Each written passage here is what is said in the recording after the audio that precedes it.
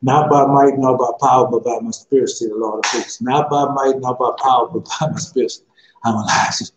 This is the program that you're listening to. Not by my, well, the message that the Lord God has given unto me and give unto you, not by might, nor by power, but by my spirit. Hoping not to keep it long. I know much more of the banquet we have left. Guys, excuse me, I may have some jalapenos.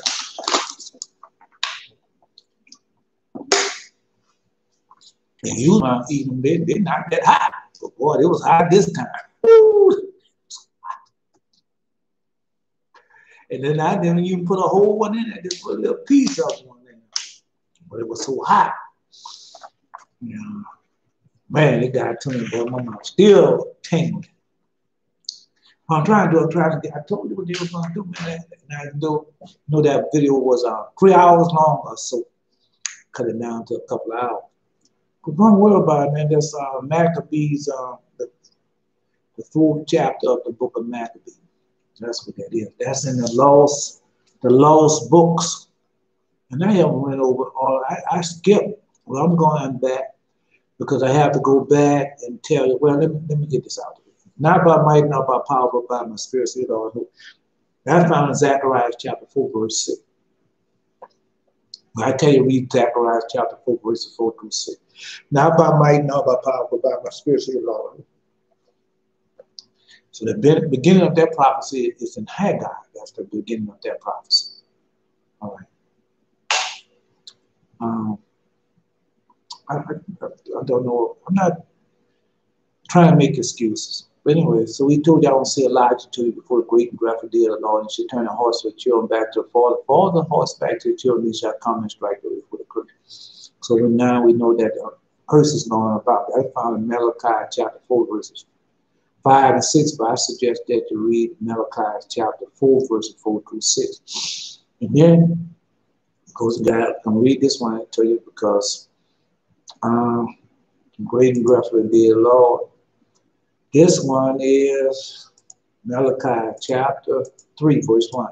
Behold, I will send my messenger, he shall prepare the way before me, and the Lord whom you seek shall suddenly come to his temple. Even the messenger of the covenant whom you delight in, behold, he shall come, say the Lord of hosts. And so, yeah, that's the Lord God, man. Man, God has left us so much more. He loves us so much. Man, does he love us. He loves us. Man, doesn't love. And I don't care what situation that you're in, as long as you keep God's holy covenant and his commandments, it's gonna go well with you. I don't worry about what people say about me. I don't worry about that, man. As long as I'm keeping God's commandment, knowing that I don't need all that. Because I know what's gonna come. But God is not short of his promises. And the Lord God said he's gonna come in, he's gonna come and get us and bring us back to the land that was covered unto us. And you trying to stay in this land and have the fruits of this land, this land. You know, I hear these people saying, let's make America great again. America, only when America was great, he had his foot on the Indian necks and we were slaves. That's when America was great. So if you go to the Hopi prophecy, one of them Hopi prophecy, and I look for it. I look for one of them again, but I couldn't find it. And one said that America, if you look at the eagle claws of America, America had those arrows in his hand, and he had the olive. One claw had arrows in his hand, the other claw had the olive bush in his hand, the olive branch in his hand. So one meant that they had the Indians, had the Indians, they were no American Indians, they was Indians, and it might have been another name for them. So they had the indigenous people in one hand, and they had Israel in the other hand, their slave. And so that was an eagle's claw. But look at it, it's in there. And then, so that was just, because these people use a lot of symbolism. Because why? Because these Esau children, they come from the Babylonians. Babylonians. All right, I have dreams for you, but these dreams I'm trying to keep you until tomorrow. Let me see if I can Well, I'll try and keep these dreams tomorrow. But I'm going to tell you one of these. I can tell you one of these. Yeah, let me tell you one of these.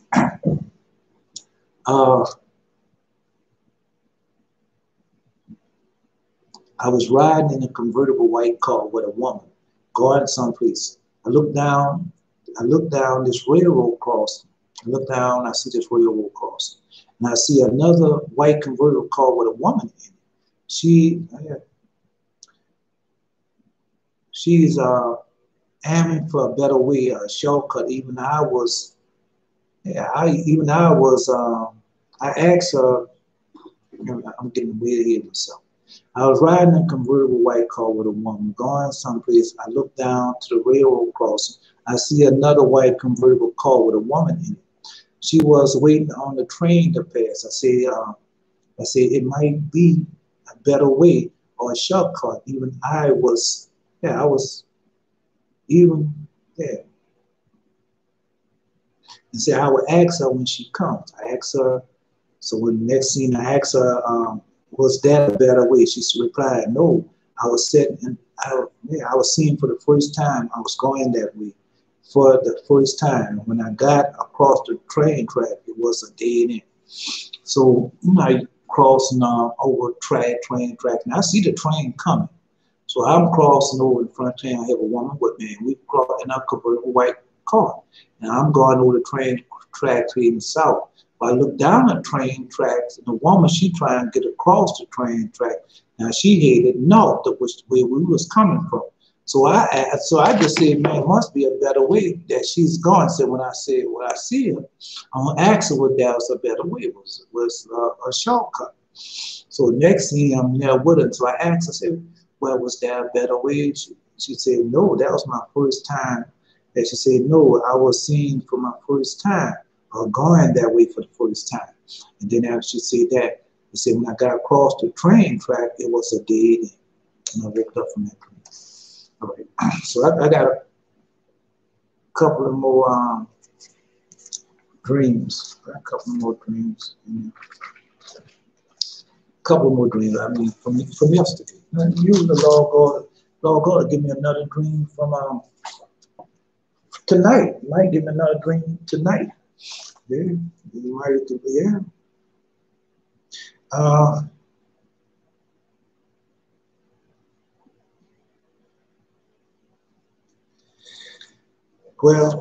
This one last year, this one 19. I hope this one 19. No, this might be for 2018. A man came around the corner and was firing his weapon at me. I made him keep firing until all his ammo had ran out and all my ammo was gone also.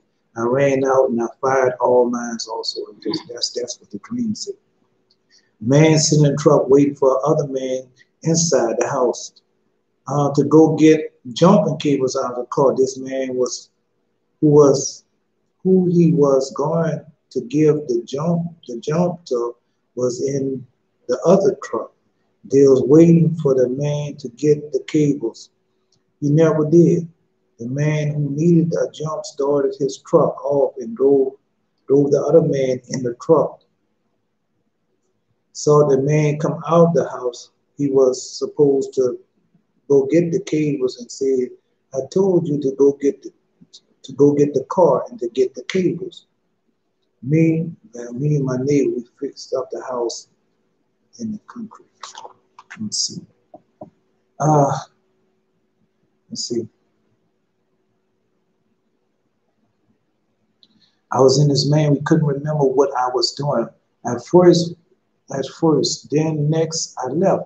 I look on the balcony, I see if they was watching.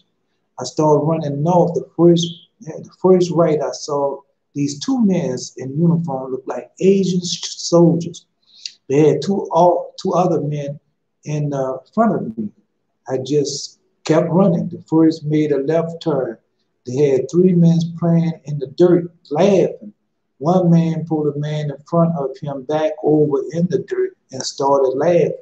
I heard the man that was pulled say he had asthma. The other man told him I had ran prayers him, you need to get that check out. I was thinking he had to hurry up and have that done because of the hurricane season. When the hurricane season, this had to be 2018, might have been 2019. I can't tell how I did. I just put the date on it. Yeah. Because the hurricane season. Yeah. I was in the hall and I heard a man talking. I turned and looked behind me and saw a man I went to school with. What's school named Alvin. He said, you don't remember me. I said, yes, I do. Your name is Alvin. We went to Woodson together. He then looked out, then he took out his wallet and showed me a picture of him and these other people. This was 2018. As we was talking, another man came up and said something and showed me a picture, but he left. I looked at the picture was an old black and white. Then I woke up. I'm saying, one man asked the other, you smell that? Alvin asked me. So yeah, this is 2018. During that time, Snoop Dogg made a video, asked the woman what she was complaining for. She had everything and why she was complaining. I was walking and the jet was escorting a passenger plane and the helicopter was being escorted also. Everything was flying in the sky. I had an escort. I said the war was on and these people are serious. And I had a pair of white briefs. I had on a pair of white briefs. Yeah, so, I mean, it's coming. You're going to go to war with Asia and Russia. You're going to war. Oh, yeah. You're going to war. Yeah, don't think you're not going to war. You are going to war. I have a lot of pictures about war. Then I have a lot of dreams about war. Then I have a lot of dreams by alien spaceship, the war with alien spaceship. But in the lost books, when the Apostle Paul tell you about the things that was coming about, I had one that said Pluto. And I told you I saw that planet. Because a planet can come and block out the sun. There ain't never a planet big enough to come and block out the sun. Yes, you can. Don't think you can't. And have its moons and everything with it. And come right there, because you don't know it all. I don't know it all. They don't know it all.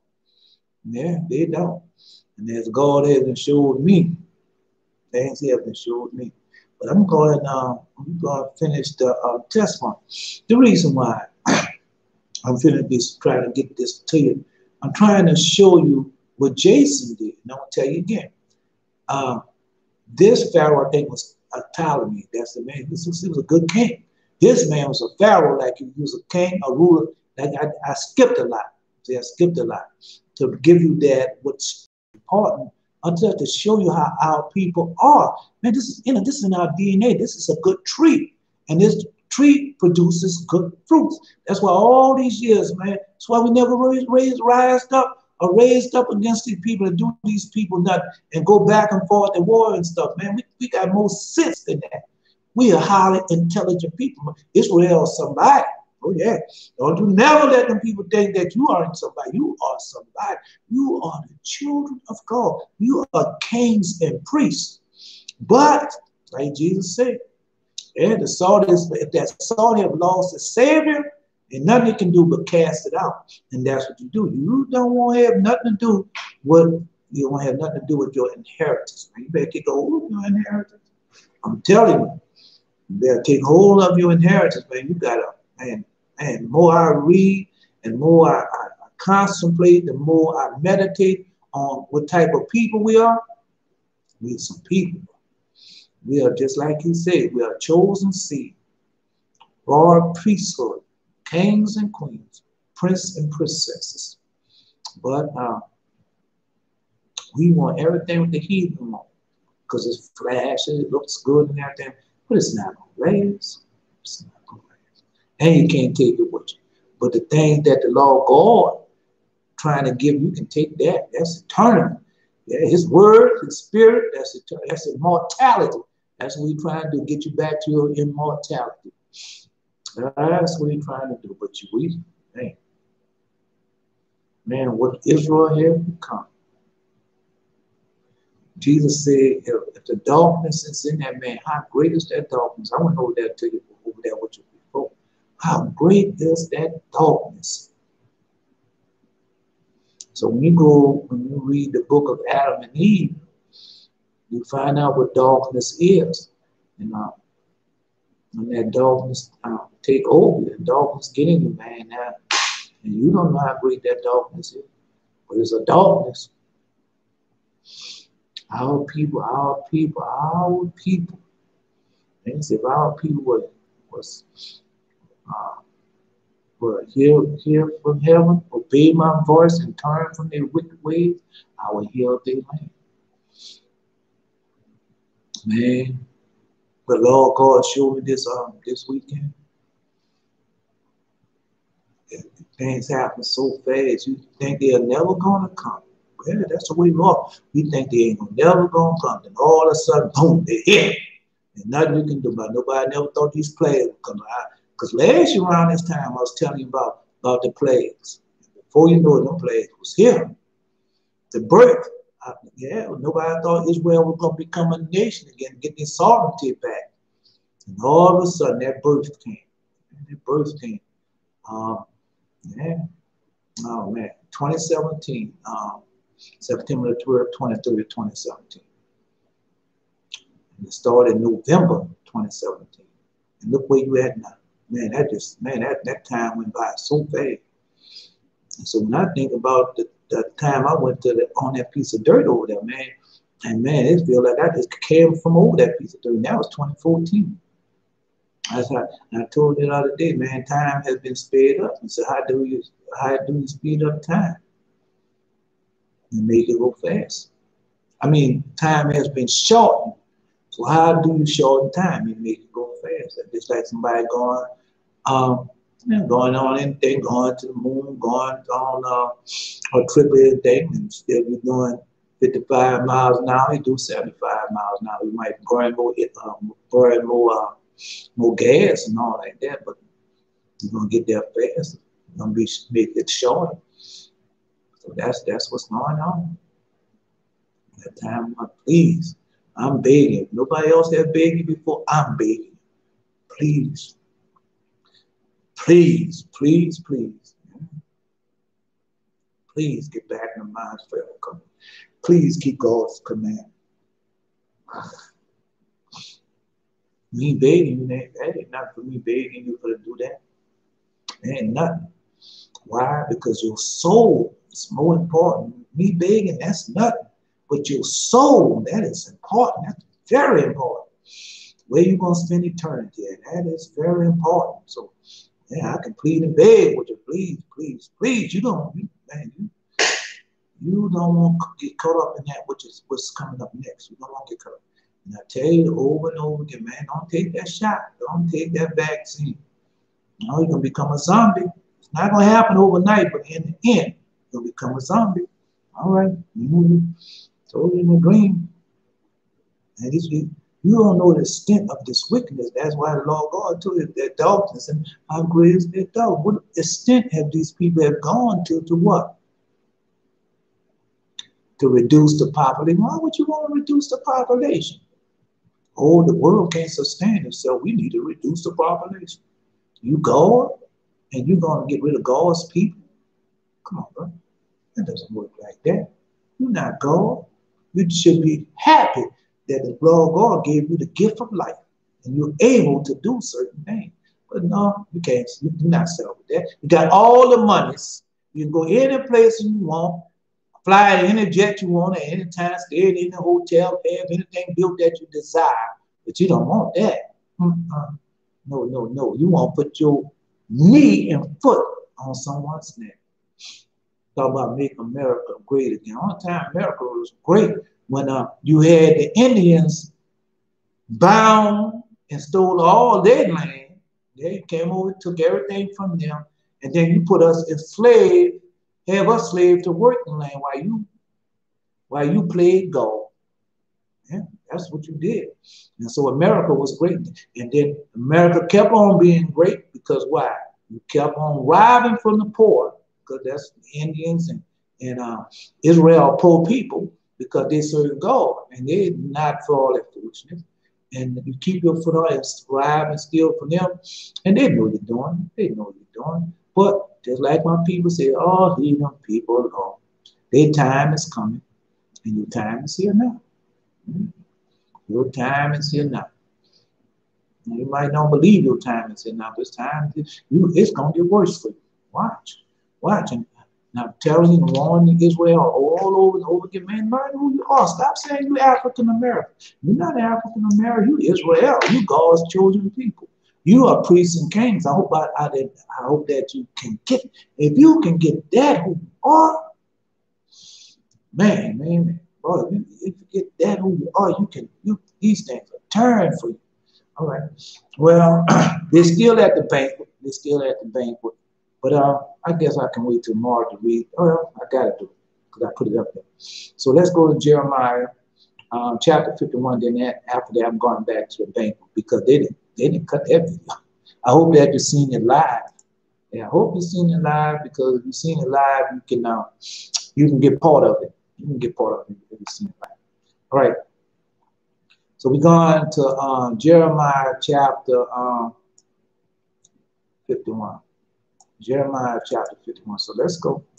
Let's go. We're going to be ending in a little while. Thus says the Lord, behold, I will raise up against Babylon, against them that will dwell in the midst of them that rise up against me, a destroying them. All right. In the midst of them that rise up against me, a destroying wind, and will send unto Babylon fanners that shall fan her, and shall empty her land, for in the day of trouble they shall be against her round about. That's not in Babylon. Against him that bendeth like the archer bend his bow, against him that lifted himself up in his brigandine, and spare ye not the young men, destroy ye utterly all her hosts. Thus this land shall fall in the land of the Chaldeans, and they that are thrust through in her streets. For Israel have not been forsaken, nor Judah of his God, of the Lord of hosts, though their land was filled with sin against the Holy One of Israel. I'm going to repeat that. Because Israel have not been forsaken, nor Judah of his God, of the Lord of hosts, though their lands were filled with sin against the Holy One of Israel. Flee out the midst of Babylon, and deliver every man his soul, but not cut off her in iniquity. For this is the time of the Lord's vengeance. He will render unto her a recompense. What you say? Flee out the midst of Babylon, deliver every man his soul. Now how you gonna deliver every man his soul? Repent, keep all his commandments, get back in the Bible forever coming. Be not cut off in her iniquity. Don't take place in it. Because you're going to get caught up in this iniquity of hers, then you're going to be in that tribulation. For this is the time of the Lord's vengeance. He will render unto her a recompense.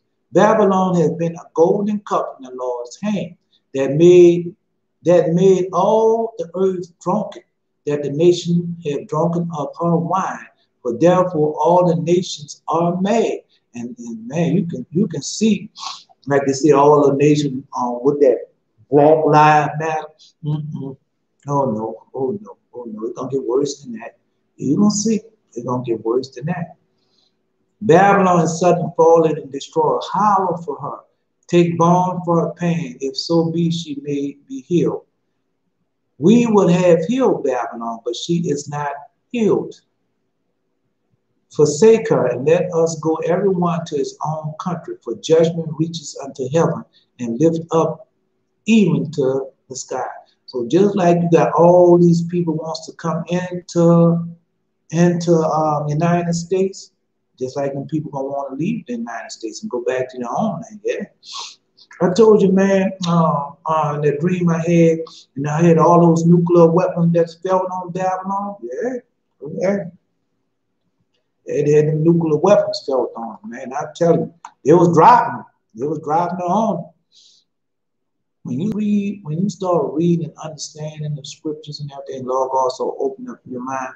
It tells you the Medes, the Persians, the Chaldeans, the Medes, the Persians, they're gonna they're gonna afflict pain on Babylon. They're gonna drop them nukes on Babylon. Go watch that. Keep watching. Yeah. We would have healed Babylon, but she is not healed. Forsake her, and let us go everyone to his own country.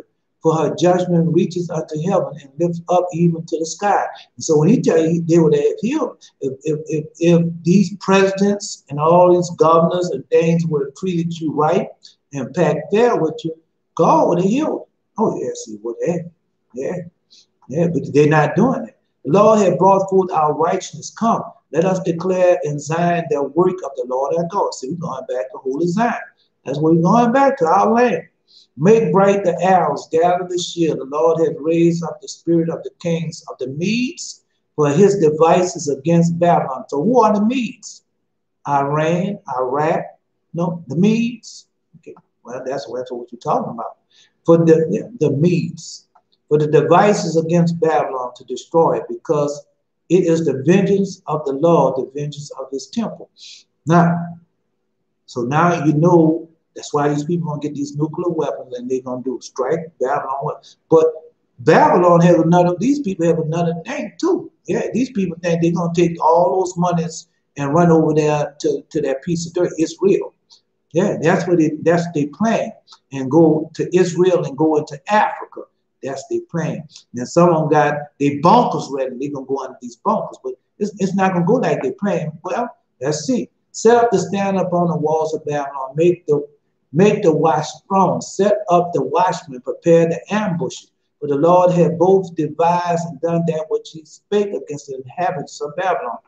Oh, that thou dwellest upon many waters, abundant in treasure. Thy end is come, and the measure of thy covetousness. See, everything is weighed out. I told you, everything is measured and weighed out. And, you know, everything's measured, weighed out, and laid in the balance.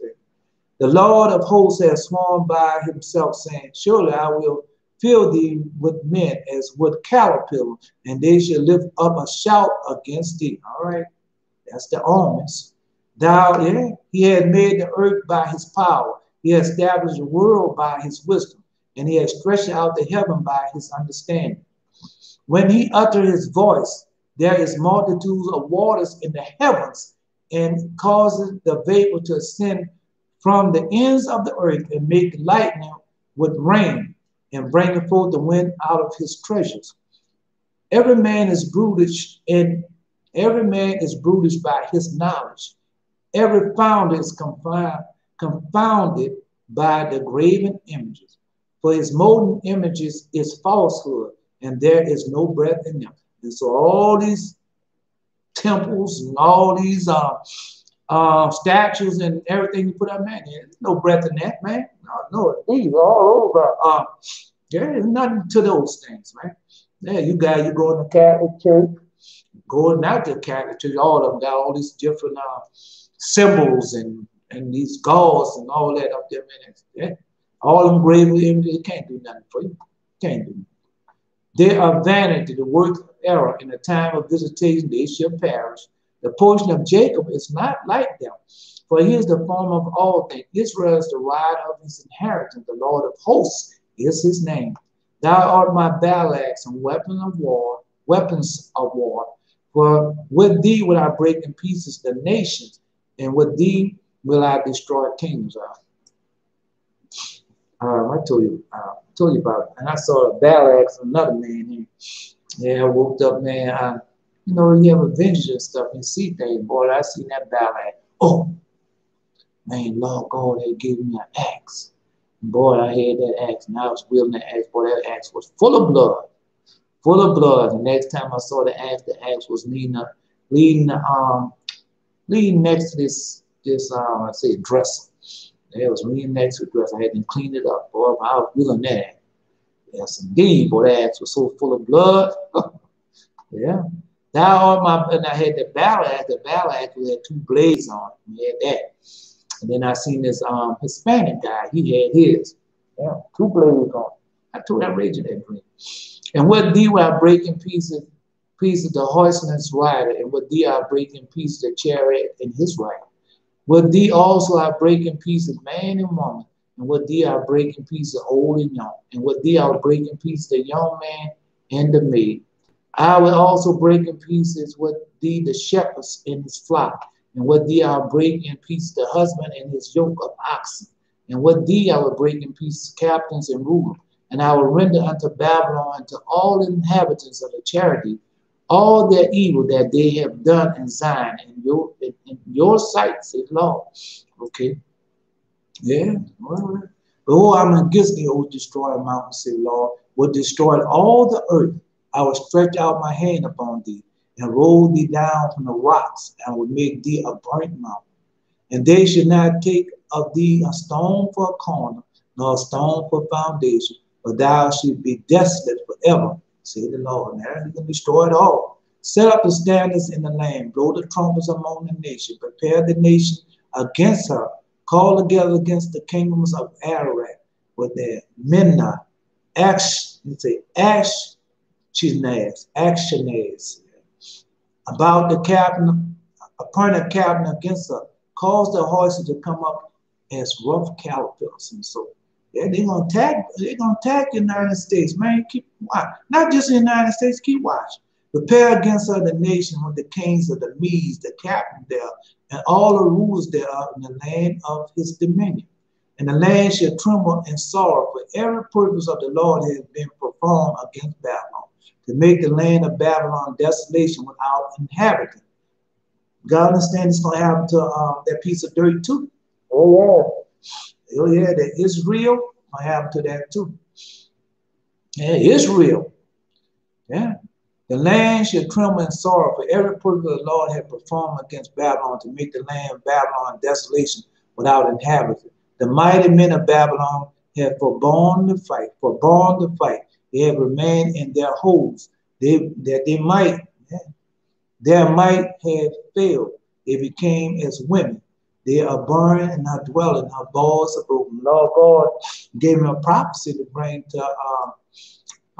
bring over that piece of dirt. And that prophecy, they said, all your warriors are like women. Your men are like women. You see, when those things start really happening, that little fake stuff they be doing over there, that's not the real deal. Yeah, you're gonna see one post should run to meet another, and one messenger to meet another, to show the king of Babylon that his city is taken at one end, and that the passengers are stooping, the reeds have burned with fire, and the men are frightened. Yeah? For thus says the Lord of hosts, the God of Israel, the daughter of Babylon is like a threshing floor, and it is time to thresh her, yet a little while, and time of the harvest shall come. And so that's when they say the time of the harvest, that's us. Yeah, when you talk about the time of the harvest, what is the time of harvest? When Israel and Judah is collected and brought back to their land, what they say, that's the time of the harvest. Okay, not just the time of harvest, that's the time of harvest. Also, all those that have taken hold of Israel's garment, all those that have followed behind the law of God and do everything in Israel. Keep all the commandments, keep this holy covenant, just like they done in the land of Egypt. Because when he left Egypt, they had people that was that was following us, that was living as we are living. Okay, but anyway, so threshing floor. So like I told you, I was in a dream. I was in the threshing house. I didn't know nothing about no threshing floor. I didn't know nothing about that. So when I was in this place, just sitting in the place, and all of a sudden I had this instrument in my hand. It looked like a pitchfork, and it had teeth on it. And I would take it, and when I take it, the head of it would turn. Yeah, the head would turn of it. And I was taking that, throw it up, and I looked at it, it was strange. And it had teeth on it, and the head was, like spike stuff. And the head of it was turned. It wasn't like no regular pitchfork. The head of it turned. And that was a threshing instrument, a new threshing instrument that he had showed me. Yeah. The Lord God gave me a threshing instrument. Nebuchadnezzar, king of Babylon, had devoured me. He had cursed me. He had made me an empty vessel. He had swallowed me up like a dragon. Yeah. He had filled his belly with my delicacies. He had cast me out. The violence done to me and my flesh be upon Babylon, and the inhabitant of Zion say, and the blood upon the inhabitants of charity shall Jerusalem say. So I'm telling you, let's keep watching. Yeah, because the Jews, the people over there that say they're Jews, not the people doing a lot of wicked stuff. They're making a lot of wicked weapons. Yeah, they're killing innocent people and everything. And well, you'll see. And Babylon should become heaps of dirt. Forgive me. Therefore, thus say Lord, behold, I will plead my cause and take vengeance for thee. And I will dry up her sea and make her springs dry. See that? I will dry up her sea and make her springs dry. I told you that water gonna be on land. Yeah, the water gonna be on land. The sea gonna be dry. I done seen these things hit, man. Tell you, man, I done seen these things. Okay, well, you wait. And Babylon shall become he a dwelling place for dragons and astonishment and a hissing without inhabitant. And I told you once again, I saw the dragons and the hissing. I told you I was in my backyard one day. I kept on hearing something hissing. And I didn't know what it was. I kept looking for it. I never found out what was hissing. And then I came and pulled it up on the scriptures. They shall roar together like lions. They shall yell as leopards wept. All of this I'm giving to you. The Lord God gave him to this. Because when you get with these people, they take choice portions out of the Old Testament. That's what they do. And they keep you in that New Testament and in the gospel of Jesus. And just those are just in the Holy Bible. And they turn it any way, which way they want it. And everything is about bringing them money and tithes and offering. And this is how God want the Lord God want to bless you. And that's what they do. But so when I got back to buying forever covenant, keeping all his commandments, and the Lord God started showing me all these different things. How else would I know? All right. In the heat, I will make their feast. I will make them drunken, and they may rejoice and sleep a perpetual sleep and not wake, say the Lord. See, I'm killing them all. Yeah. I will bring them down like lambs to the slaughter, like rams with his he goats. How is Shishak taken? How is the praise of the whole earth surprised? How is Babylon become astonishment among the nations? And that's what they think, man. We America, ain't nobody gonna attack us. Nobody gonna do that. Then you got the people over there on that piece. That's another Babylon. The people over on that piece of dirt called Israel. They're the same way. Said the wall. Oh yeah, we to prove ourselves. Ain't nobody. Well, you got all them demons and everything, but the real deal coming, partner. Keep waiting. I mean, keep watching. It's not going to be long now. Yeah. Oh, yeah. Oh, yeah. They told me they don't think nobody's going to attack them, but that's a lie. Yeah, you've been over there. That's not your land. And you've been over there attacking them with the Lebanese, the Palestinians and everything. You've been attacking them. But those are poor people. Them people can't stand up against your might. No, because you got all these other heathen nations going along with you with that. Or you are God's chosen people to keep this false over the true Israel. But Israel is waking up. Israel is woke. And they're coming back together. And their power coming back to them. Then what you going to do? All right. Well, let's see. The sea has come upon Babylon. She is covered with the multitude of waves there. See that? Her cities are desolation, a dry land and wilderness. In the land wherein no man dwelleth, neither do any son of man pass thereby. And I told you, all this water is going to be on dry land.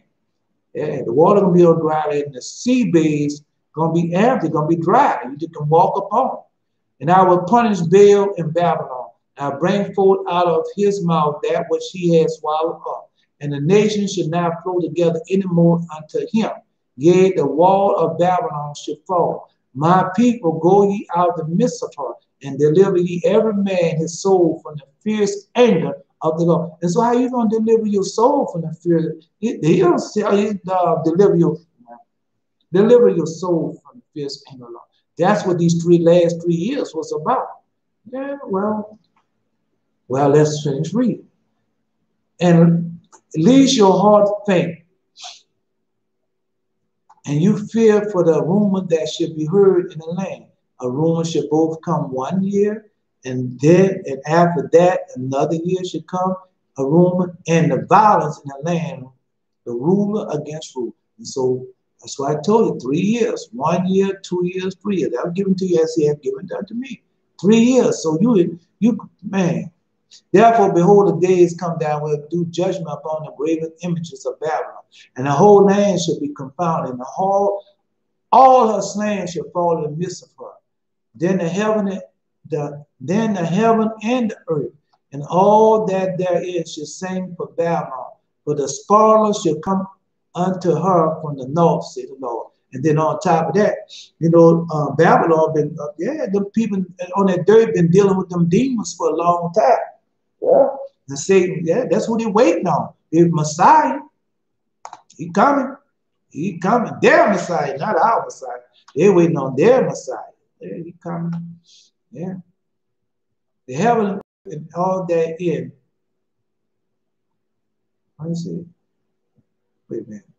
Therefore, the days come that I will do judgment unto the graven images of Babylon, and her whole land shall be confounded, and all her slain shall fall in the midst of her.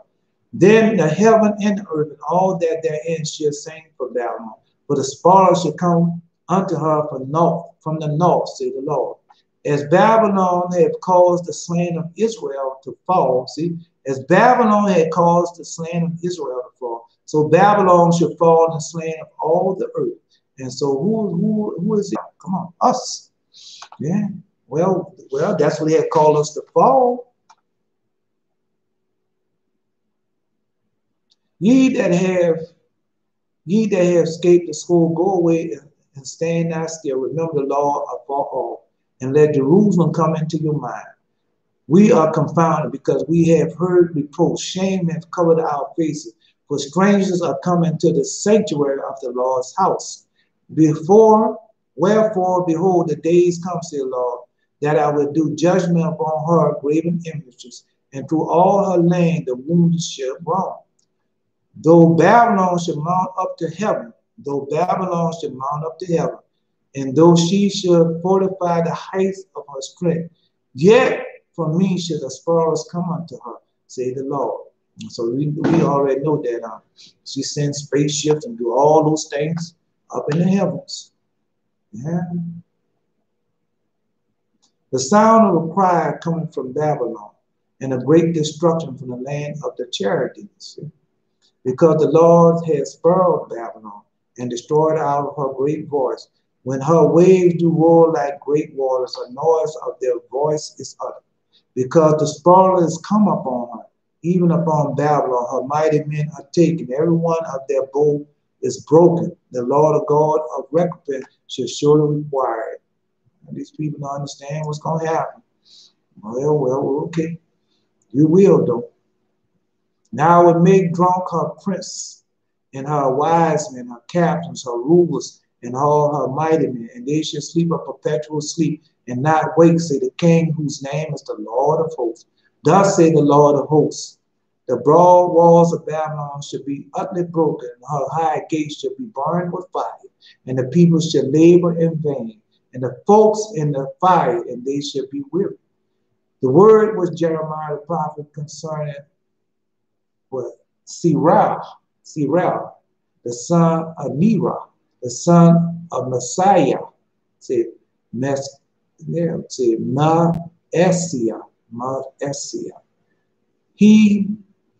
When he went to Zedekiah, the king of Judah, into Babylon, the 4th year of reign, and these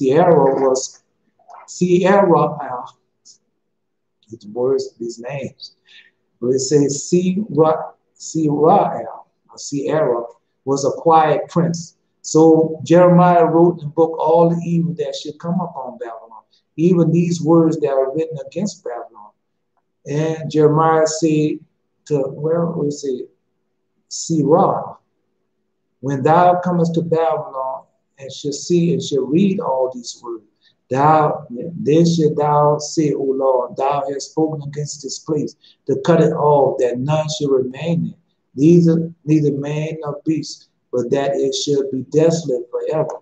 And it shall be, when thou hast made an end of reading this book, thou shalt bind a stone to it and cast it in the midst of Euphrates. And then thou shalt say, thus shall Babylon sink, and shall not rise from the evil that I bring upon her. and they shall be weary. Thus far are the words of Jeremiah. Yes, that happened. Somebody went to New York. This is what they did. They went to New York. They had this Bible. And they went to New York. And so when they went to, what's that Statue of Liberty? Because that's like an island itself. So they went to the Statue of Liberty. So they had this Bible. So when they got to the Statue of Liberty, they walked around the Statue of Liberty, and they found these stones. They found these stones. And then after they found the stones, they had these wires, like from the cell phone wires. That's what they had. And so what they did was they took and they read that chapter 51. That's what they did. They read chapter 51. And after they read chapter 51, they took and closed the Bible. And closed the Bible and tied those stones to that Bible with that cord. And then they took it and they threw it. Yeah, they threw it off into that water after they read that. That happened. And somebody filled that prophecy. That prophecy has been fulfilled. Yes, it has. Yeah, that prophecy has been fulfilled. You might not think it has been fulfilled, but that prophecy has been fulfilled. Oh, man, already? Come on, man. I ain't even started yet. Man, y'all gonna have to excuse me. I don't know what I'm going to do. Because it look like as soon as I start, man, it's time. I don't say that much. I say the dreams. And then after I go in dreams, I say a little stuff, tell you other things that have happened to me. Then I read the scripture. Man, that little 45 minutes go by. I say, hey, well, but I got to read this to you. I have to, because this is about you, man. You have to get your sovereignty back. You have to get your, you have to get your holiness back. You have to claim your crown. You got to claim your white garments. You have to do it. No. There's no excuse. You have to do it. This is the time of what? Jacob trouble. This is the time when we what? Come back to the Lord. Man, you don't want to be here during this tribulation. The noose going to fall. I done read that in the I have read that. Okay. He come. You think these people, they're doing all this marching all over the world. Black Lives Matter. You think these people not gonna push back? You don't think these people got a plan for the lesson you told you in that agreement? That woman, she had that needle. Yeah, she had this vaccine she wanted all of us to take. I read that too. That's in one of my videos. And yeah, she had it. She came out there and I said the woman had that and to give us a vaccine. And I said, I don't care what you do, it's not going to work. It's not going to have no effect upon us. And then the next scene, very next scene, she was lying in bed, being deteriorated for what she was trying to do unto us. Man, we are some powerful people. Lord God is still watching. He never turns back. We might have started running behind these things of the world, but Lord God have never turns back up on. And you're going to pay for it. Don't worry. Like he told you, say, I'm not going to leave you totally up front. And another thing, man, you can't serve two masters. You can't serve God and mammon too. It just doesn't work like that. You have to serve the Lord God and let God take care of you. He said, you always have clothing. You can always make sure you have food. That's what he said. Also want to make sure you have shelter. Yeah, that's what he said. And you also make sure you have water. Those things he said you're going to have. And what more do you need after that? But nah. If you're going to give us a house, Lord, I want a mansion. I want it to be so high. I want a castle. I want a palace. That's what you want. All right. Then I'm just telling you the shelter that's what you tell the Lord God. That's what he want to give it. Oh, that's not good enough. Nah, I need something better than that. Then the Lord God say, I want to make sure you have water. You don't want the water that come out the spring. The water that come off the icebergs. I got to have that water, that expensive water. That's what you tell God. You showing him. You didn't tell him. You showing him what you want. Then, yeah, they say clothing. Oh, man, I got to have the Armani suits and Gucci and Gucci and Talagucci and, yeah, and Foes and Book Brothers. And, yeah, you got to have the top of the line. Yeah. Yeah. Yeah. Then, yeah, I say what I say. clothes, water, shelter, and food. You gotta have steak, filet mignon, and lobsters flown in from Maine. That's what you gotta have. Man, you want the best of everything, but you spoil, but Lord God gonna take all that out here. Man, I hear them children all the time. I don't want you that. What you want, baby? I want McDonald's. And all that night looking at the children, all of them are obese. All of them have high blood. A lot of them are obese. A lot of them have high blood pressure. A lot of them have sugar. And these young people, when I was coming up, oh man, they had very few people that I know of. I only knew one person, and I didn't really know them that had diabetes. Yeah, and as far as high blood pressure, I don't know too many people that had that. And Parkinson, and what the other one name is? Dementia. With Alzheimer's, I didn't know nobody that had Alzheimer's. Coming up as a child, I didn't know nobody. Now they had some people that was deformed that came out. The phone was paid, and boy, I used to see them. I loved them. I used to love to look at them in the bed. And they couldn't do nothing. You had to take care of them, but I used to love to be around. Love to be around, and because they're dependent upon you, and they're so humble and so nice and so there's something to be around. Yeah, humble people and mercy of God. But you got people nowadays, man, you get sick or something, man, they don't. But you ain't got to worry about that. See, once you get caught back keeping all God's commandments and keeping all God's holy covenant, man, you don't have to worry about none of that. You do not have to worry about. When yeah, I told you I had all those things, all that. But when I got back in the binds, keep all God's commandments and keep His holy covenant, those statutes overtook those judgments that was brought against me. Yes, they did. I mean, I still had to pay, but all that sickness and disease, God took care of that. Oh no, He took care of that. More than that had happened to me. Yeah, I told you, man, the holy angel. My holy angel came one night. I was in the bed, and I had a brown lacrosse, that what they call it, spider, one big brown spider that bit. And when he had bit me, this the second time. One had bit me, I just went on to the doctor and brought the spider with me. But another one had bit me, must have been bigger than the first. And then he had bit me, boy, and I had that big old knot on my back. And all of a sudden, God, holy angel came and kneeled by my bed. Beautiful, boy, she was so beautiful. The sweetest voice. And she came and she rubbed my wound. She rubbed my wound and she healed my wound. And the next time, or same time, then after she rubbed me again. She rubbed my spirit and soothed my soul. Boy, that felt so good. Oh man, it felt good. I'm telling you, it felt good when she done it. Then she said, I'm gonna be back. And she told me something. She was talking something. I'm not telling you what she talked.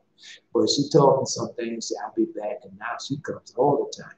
I don't know every time that she comes, I know that she's there. I know that she ministers unto me. Minister unto me. All right, chapter 9. Chapter 9. On the following day, the same arrangement was for the banquet. And he talking to the banquet, and the king, as soon as an opportunity occurred, began to put questions to the men who sat next to those who had already responded. And he said to the first, is wisdom capable of being taught? Is wisdom capable of being taught? Now, I told you about, So I'll tell you this before I get back into it. Tell you about wisdom. And so, same thing. Now, these people visit me on a regular basis because I was, like you say, give me a quick understanding. That's what he did. Give me a quick understanding and quick lessons. That's what he did. Just like he said in the book of Isaiah, that's how he did. So, man, I was lying in the bed. And next thing you know, man, wisdom was sitting out. Like I told you, I took a chair and threw it away. So wisdom came to sit in there. And boy, she opened your eyes. And boy, my eyes opened up immediately. And I just looked at her. I didn't say no word. She didn't say nothing more to me, and I just looked at her. Just looked at her. I don't know if I could say something anyway. I just looked at her. She was so beautiful. And I knew she was wisdom, and you just look at her. Look how she was dressed. Yeah, look what she had on. How she looked. Yeah, she looked beautiful, man. That was something to see. And she opened up my eyes. And then I started, anyway, well, that was wisdom. That was wisdom. All right, let's go. All right, so is wisdom capable of being taught? And he said the soul is so let's see, well, I want to say constituted. The soul is so constituted, and say constitutional. I say the soul is so constituted that it is able by divine power to receive all the good and reject the contrary. See? So just like I'm speaking to you, all the good that I'm saying to you, you accept that. But all that's going contrary to God, you rejecting that. Yeah, because you have ears to hear. Okay. Let's see. That's what he said. They say the soul is so constituted. Yes, the soul is so constituted that it is able by the divine power to receive all the good and reject the contrary. And the king expressed approval and asked the next man, what is the most beneficial to help? And he said, temperance. And it is not possible to acquire this unless God create a disposition towards it. Say temperance. And it is not possible to acquire this unless God create a disposition towards it. The king spoke kindly to the man and said to another, how can a man worthy to pay the debt of gratitude to his parents? And he said, by never causing them pain. And this is not possible unless God dispose the mind to the pursuit of the noblest end. The king expressed agreement and asked next how he could become an eager listener. As we say, how can he said by remembering that all knowledge is useful because it enables you by the help of God in a time of emergency to select some of the things which you have learned and apply them to the crisis which confronts you, and so that the efforts of men are fulfilled by the assistance of God. So that's how we say how you become an eager listener. Oh yeah, because I become an eager listener. I love to listen. Good. I don't get something out of what to do or something I might not want to do or something not to do. The king praised him and asked the next how he could avoid doing anything contrary to law. And he said, if you recognize that it is God who has put the thoughts into the hearts of the lawgivers, that the lives of men might be preserved, you will follow them. Okay, that's what he told him. Say, how can you go crime?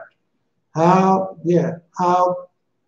he could avoid doing anything contrary to the law. And say, if you recognize that it is God who has put the thoughts into the hearts of the lawgivers, that the lives of men might be preserved, you will follow them. And so we already know. That's why I tell you, man, don't get out there with them people with their food. God is not in those people. God has not put that margin stuff in the people. So when you go in this book, that was the first thing. As soon as you go to here, you look right there. If you love the Lord, right up under the Lord thy God, Zechariah chapter 4, verse 6. If you love the Lord thy God, stop marching. And see, that was way before they started all that marching stuff. That's way before that. That's when Michael Brown got killed. That ain't doing you no good. Because if you march when Michael Brown got killed, then nobody else would have got killed out if it would have done you some good. Trayvon Martin, all of them. It's not going to do you no good, bro. But if you was to humble yourself, get back in command, and start seeking out the Lord God with your whole heart, then the Lord God do all these things for well. Let's finish reading. Let's finish reading then. All right. So yeah. So that's I'm talking about the police officer. That's what they did. They went up there. They went contrary against the law. All right. He acknowledged the man answered, said to know, what is the advantage of kinship? So he said, and he replied, if we consider that we ourselves are afflicted by the misfortune which fall upon our relative, and if their suffering become our own, then the strength of kinship is apparent at once. For it is only when such feeling is shown that we should win honor and esteem in their eyes for help. When it is linked with kindness, it is of itself a bond which is altogether indissoluble. And in the day of their prosperity, we must not crave their possession, but must pray God to bestow all manner of good upon them. Now, I'm going to repeat that. The reason why I can repeat that, because that's what's happening now. That's what's happening now. He said, what is the advantage of kinship? And that we know that we are kin.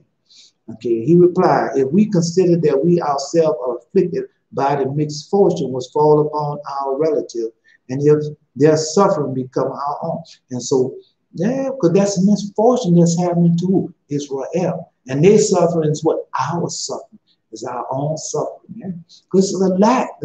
When the Lord God tells us a lack of knowledge was destroys God's people. Why? Because they have rejected knowledge. And those people are what? Are support of us. Indirectly or directly, they are a part of us. All right? Okay. Okay. The strength, then the strength of kinship is apparent at once. For it is only when such feeling is shown that we shall win honor and esteem in their eyes. For help, when it is linked with kindliness. You ever say kindliness? It is of itself a bond which is altogether indissoluble. And in the day of their prosperity, we must not crave their possession, but we must pray to God to bestow all manner of good upon them. And having accorded to him the same praise to the rest, the king asked another, how he could obtain freedom from fear. Well, this is us. And he said, when the mind is conscious that it has wrought no evil, and when God directs it to all noble counsels. Repeat that. Say, how can he attain freedom from fear? And he said, when the mind is conscious that it has wrought no evil, and when God directs it to a noble counsel.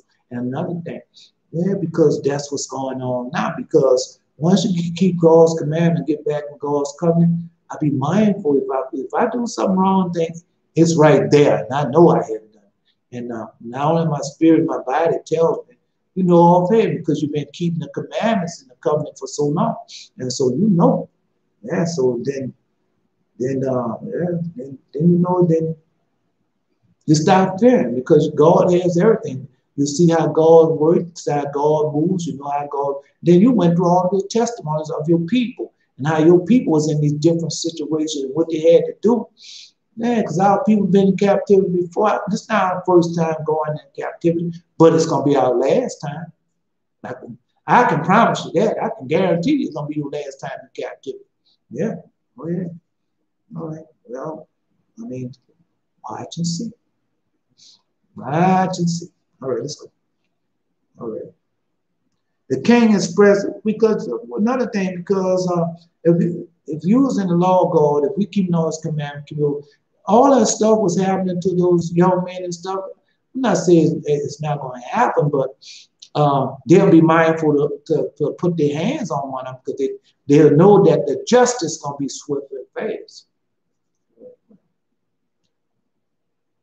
They know that you broke the everlasting covenant. And then these people don't know that because they know that you have them forsaken your God. Why? Because they have them taught you to forsake your God. They have taught you to run behind the gods that they run behind that are vain, can't do nothing for you.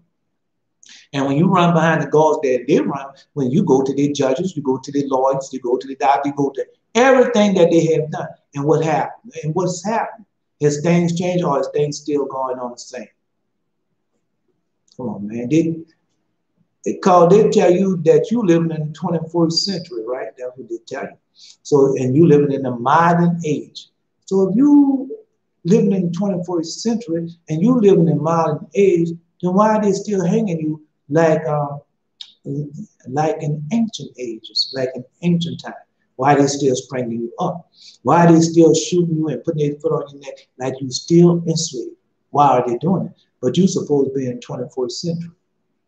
Come on, man. Stop listening to what these people say and watch what they do. Yeah? All right.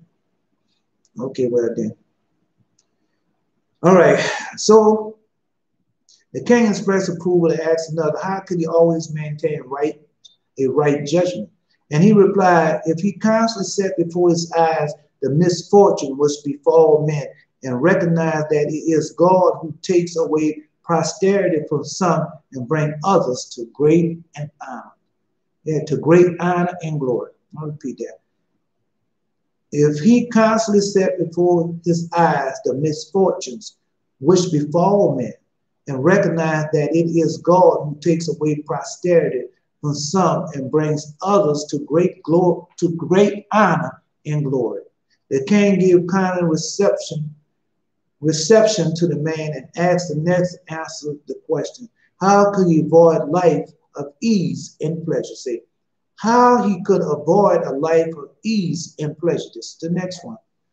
And he replied, if you continue to remember that he was a ruler of a great empire, and the Lord of a vast multitude, and that his mind ought to not to be occupied with other things, but he ought to always be considering how he could best promote their welfare.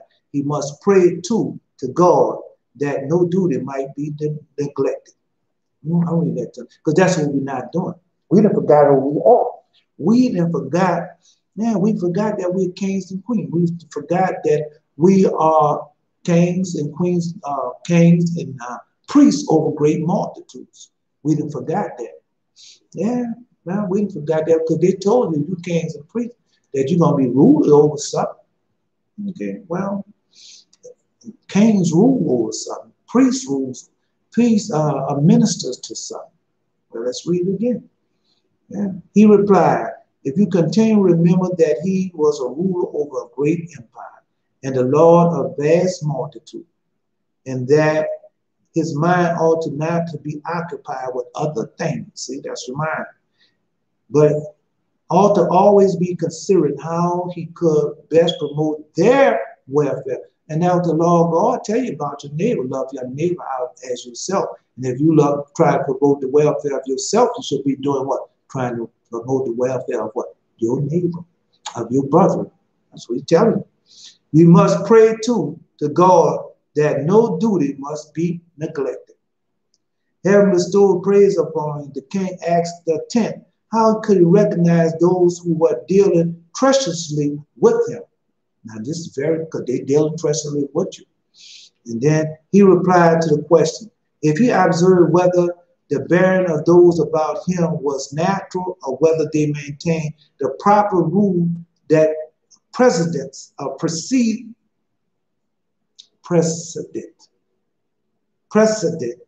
at receptions, council, and their general intercourse, never going beyond the bounds of propriety, and congratulation in all the matters of deportment. Say deportment. But God will incline your mind, O king, to all that is noble. Now do this again. All right. He replied, see how he could recognize those who were dealing treacherously with him. So how can you recognize these evil and wicked people? That's how you are. And he replied to the question, if you observe whether the bearing of those about him was natural or whether they maintained a proper rule of precedence at precedence at receptions and council. So yeah, the proper rule. So when you go in the storehouse or somewhere, how these people treat you? Do they treat you like the laws and things tell you to treat you, or do they treat you like what they call you? I mean, all I can do is give it to them. Because I've been in these places. Now I know they treat one people one way and they treat me another way. I know when I go in the store, my own kind, Israel watch me all the way. I'm walking through the store and everything. Anyway, I don't know what they do it all the time. I'm gonna pay for my whatever I get out. I mean, that's a damn fool if you got hundreds of dollars in your pocket or can get hold of money and you go in the store and steal something. That's a fool. But anyway, so say bearing those about him was natural, or whether they was maintaining a proper rule or precedent at the reception or council. You know, they don't do that. They holler, they scream, and call your names and do everything, yeah. And their general intercourse, never going beyond the bounds of propriety and congratulation on other matters of deportment. But God will incline your mind, okay, to all that is noble. So you see that all the time in the press conference and everything. Yeah, you see it all the time. But that was God. That's God. God rises up the wicked to do what? Destroy them forever. And he told these things will get worse because he is the one that made them worse. Why? Because he rising all this up to show you and let you know for you to repent and keep his covenant. So when he comes back and gets out this captivity, and he's going to destroy this wickedness. He's going to destroy it all. That's why I just finished reading to you. Yeah, he's going to store them up and destroy them all. So the storing up is going on now. That's what's going on now. All right. When the king expressed a loud approval and praised them all individually, they turned to the enjoyment of the feast. And on the next day, when the opportunity offered, the king asked the next man, what is the grossest form of neglect? What is the grossest form of neglect? And replied, if a man does not care for his children and devote every effort to their education, for we always pray to God, not so much for ourselves as for our children, and every blessing may be theirs, and our desire that our children may possess self-control only realized by the power of God. Now I'll read that again, then I'm going to tell you, because that's what you're doing. If you're not praying and stuff for your children, if you're not living a holy and righteous life, a piety life for your children, then no, when all over the scriptures, they tell you how you should chastise your children, how you should constantly be on your children. Why? Because this is the will of God, that children come out to be a certain way. Because you learned a long time ago, you're not raising little girls and little boys, you're raising what? Men and women. That's what you are raising. You're raising them. You're not leaving them out there to yourself.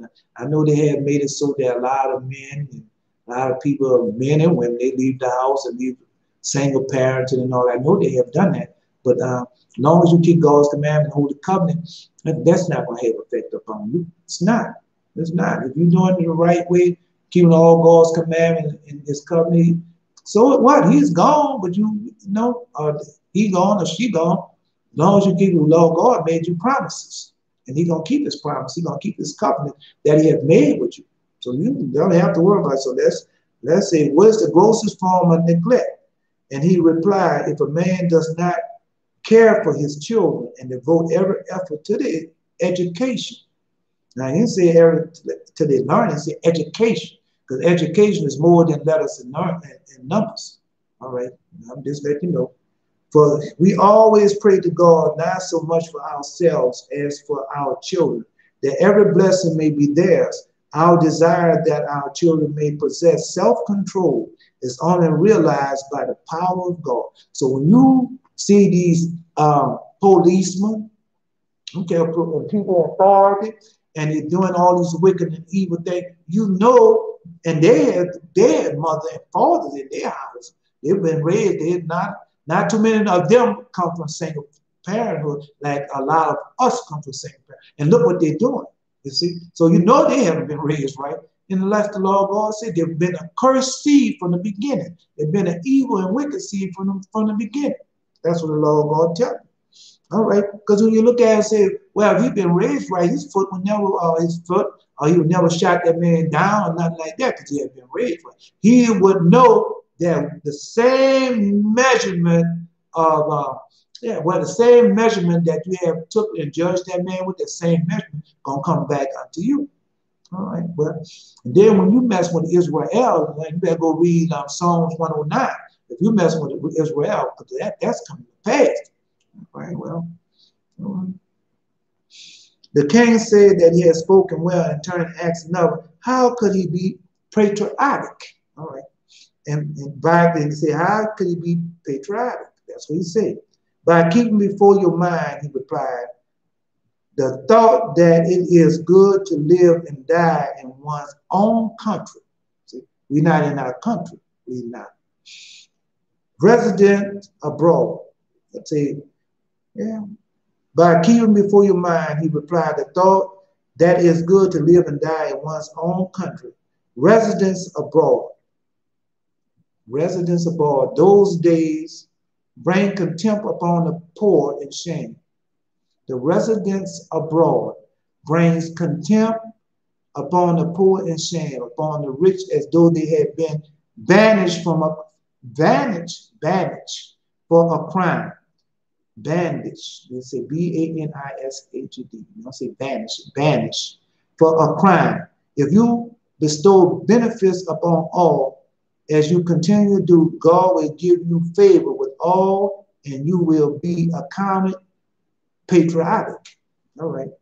So let me read that again. The king held spoken and asked another how he could become patriotic. He said, by keeping before your mind, he replied, the thought that it is good to live and die in one's own country. Residence abroad bring contempt upon the poor and shame upon the rich, and as though they had been banished for a crime. If you bestow benefits upon all, as you continue to do, God will give you favor. With all you will be accounted patriotic. And that's the same thing right now. That's what happened. Yeah, because this is not our country. This is not our land. We come from abroad. And so that's what they say. They bring contempt upon the poor and shame upon the rich, as though they had been banished for a crime. That's what they're doing. Yeah, we don't commit no crime, but they treat us as they commit crime. I mean, come on. I mean, that's what he says. All right. And if you bestow benefits upon all, as you continue to do, because I stepped over there all the good that this fellow did. Yeah, he did a lot of good. Oh, I won't go back over it. After listening to this man, the king asked the next in order how he could live amicably with his wife. And he answered, "By recognized womankind are the nature headstrong, interjected in the pursuit of their own desire, and subject to sudden change of their opinion through fallacious reasonings, reasoning, and their nature is essentially weak. It is necessary to deal wisely with them and not to provoke strife. For the successful conduct of life, the steersman must know the goal towards which he ought to direct his course. It is only by calling upon the help of God that men can steer a true course of life at all times." Right? I'll repeat it. How a man can live amicably with his wife. And he answered, by recognizing that womankind are by nature headstrong and energetic in the pursuit of their own desire, and subject to sudden change of opinion through fallacious reasoning. Fallacious reasoning, and their nature is essentially weak. It is necessary to deal wisely with them and not to provoke strife. For the successful conduct of life, the steersman must know the goal towards which he ought to direct his course. It is only by calling upon the help of God that men can steer a true course of life all the time. Then the king expressed his agreement and asked the next how he could be free from error. And he replied, if you always act with deliberations and never give credence to slander, if you always act with deliberation and never give credence to slander, but prove yourself the things that are said to you and decide by your own judgment the requests which are made to you and carry out everything in the light of your judgment.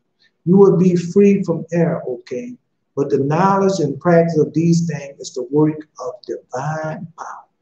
Yeah, because, man, I'm telling you, man, a lot of people lied on me and say things against me.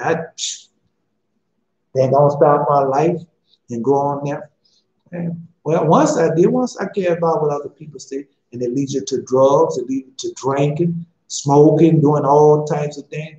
And I don't care what you do, these people are never going to accept you, and they can always have lies against you. And what makes it so bad, you have people out there who've been knowing you all your life, and knowing that, say, this man is nowhere near like that, but you have become an enemy, or they want to go along with the other person, and they see what you're doing, and they go along with the other person. Yeah. Knowing that's just a lie. And then the people will be holding grudges for you for years and years and years and years and years. And then guess what they call themselves? Christians. Never forgive you. Yeah, never turn their cheek to nothing. Never forgive you. But they are Christians. They are allowed to that because they are what? Christians. They're not saints of God. They're not righteous. They're Christians. All right? I'm just letting you know. They're not Christ. They're not of Christ. They're Christians. Right? There are others becoming like that too. IUIC people and Hebrew Israelites, a lot of them are like that also. Yeah. Well, there ain't no forgiveness in them. There ain't no turn the other cheek in them. And then they call themselves what? Of the law of God. They call themselves what? Righteous. Call themselves what? Holy. Saints of God. Israel. Come on. Israel is a special people. Yeah. You don't find all that in them. They're not. They're not. The king is pressed with his agreement and asked next, how could he be free from error? Now I read that to you.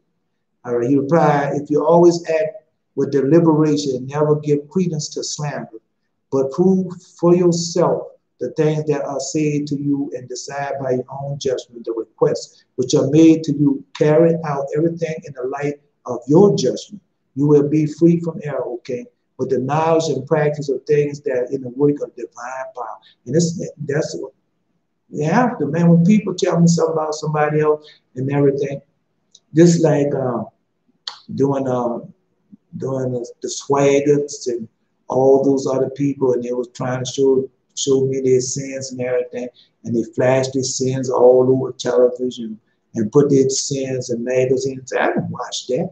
What am I gonna watch that for? Huh? A man has sinned just like I have sinned.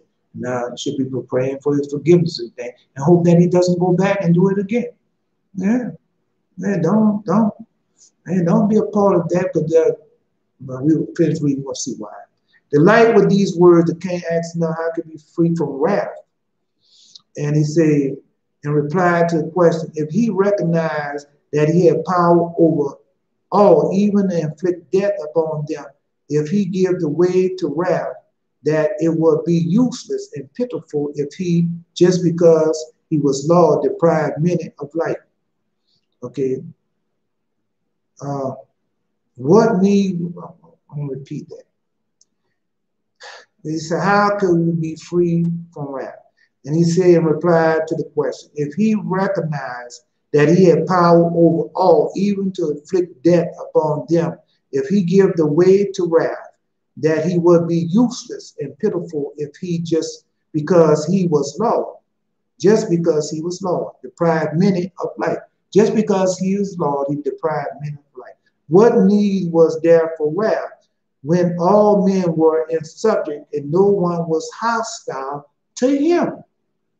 It is necessary to recognize that God rules the whole world in the spirit of kindness without wrath at all. And you said he, O king, must of necessary copy his example.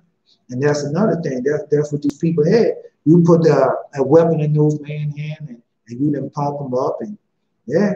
And then they already been born with a hatred towards Israel. That's a natural hatred they have towards them. And the least little thing they want, can't wait to get out there and set them off. Yeah. Oh, yeah. And yeah, they have power even to inflict death upon them if you give the way to wrath. And they have power to what? Just like they showed, they have power to what? Could inflict death over Israel, over these people, over these poor people that your ancestors have gotten them and put them in that position and put you in a position to have power over them. That's what you have done. Yeah. And it would be useless, pitiful if he, just because he was Lord, deprived many of life. And isn't that pitiful and useless what they're doing? And all the people that, yeah. And to deprive many of life, is that not what they're doing? Come on, man. I told you, man. That's our people. Our people left us everything. Left it all to us, but we don't want to accept our inheritance. We want the same people, with the same people killing us, we want what they want. That's what they're doing. That's what out there marching for. That's what they say they are there for. Going to the Supreme Court now because they want the same rights. What? That's what they want. Okay. What need was there for wrath when all men were in subject and no one was hostile to him?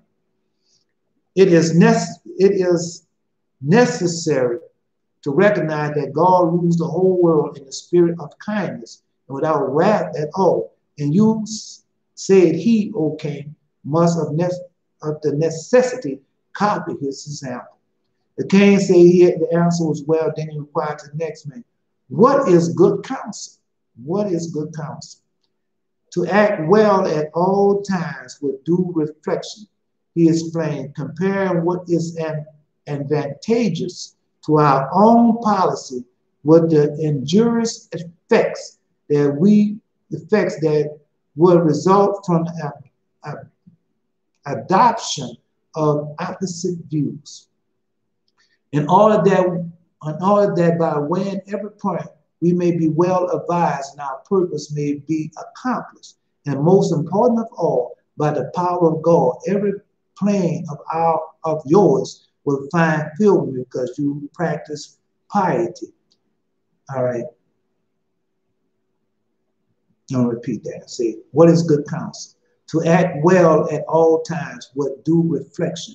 He explained, comparing what is advantageous to your own policy and what the injurious effects that will result from the adoption of opposite view, in order that by weighing every point you may be well advised and our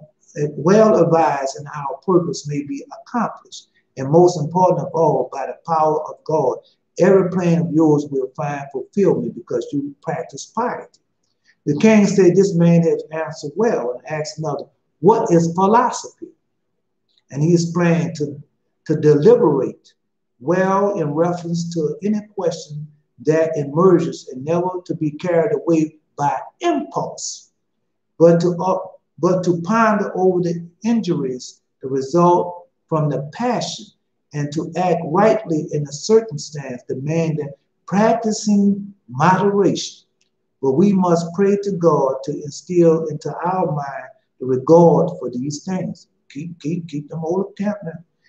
And the king signified his consult and asked another how he could meet recognition when he traveled abroad. How he could meet with recognition when he was traveling abroad. And said, being fair to all men, he replied, and by appearing to be inferior rather than superior to those amongst whom he was traveling. For it is recognized principle that God, by his very nature, accepts the humble, and the human race love those who are willing to be subject to them. Having expressed approval of simple, the king asked another how he could build in such a way that his structure would endure after him.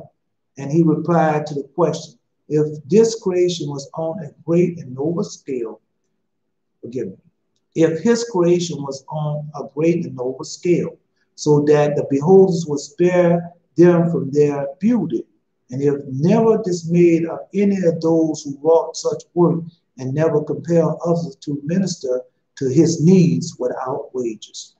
And that's what's going on, man. You got people right now, not you ministering to these people, but they're not giving you the right wages.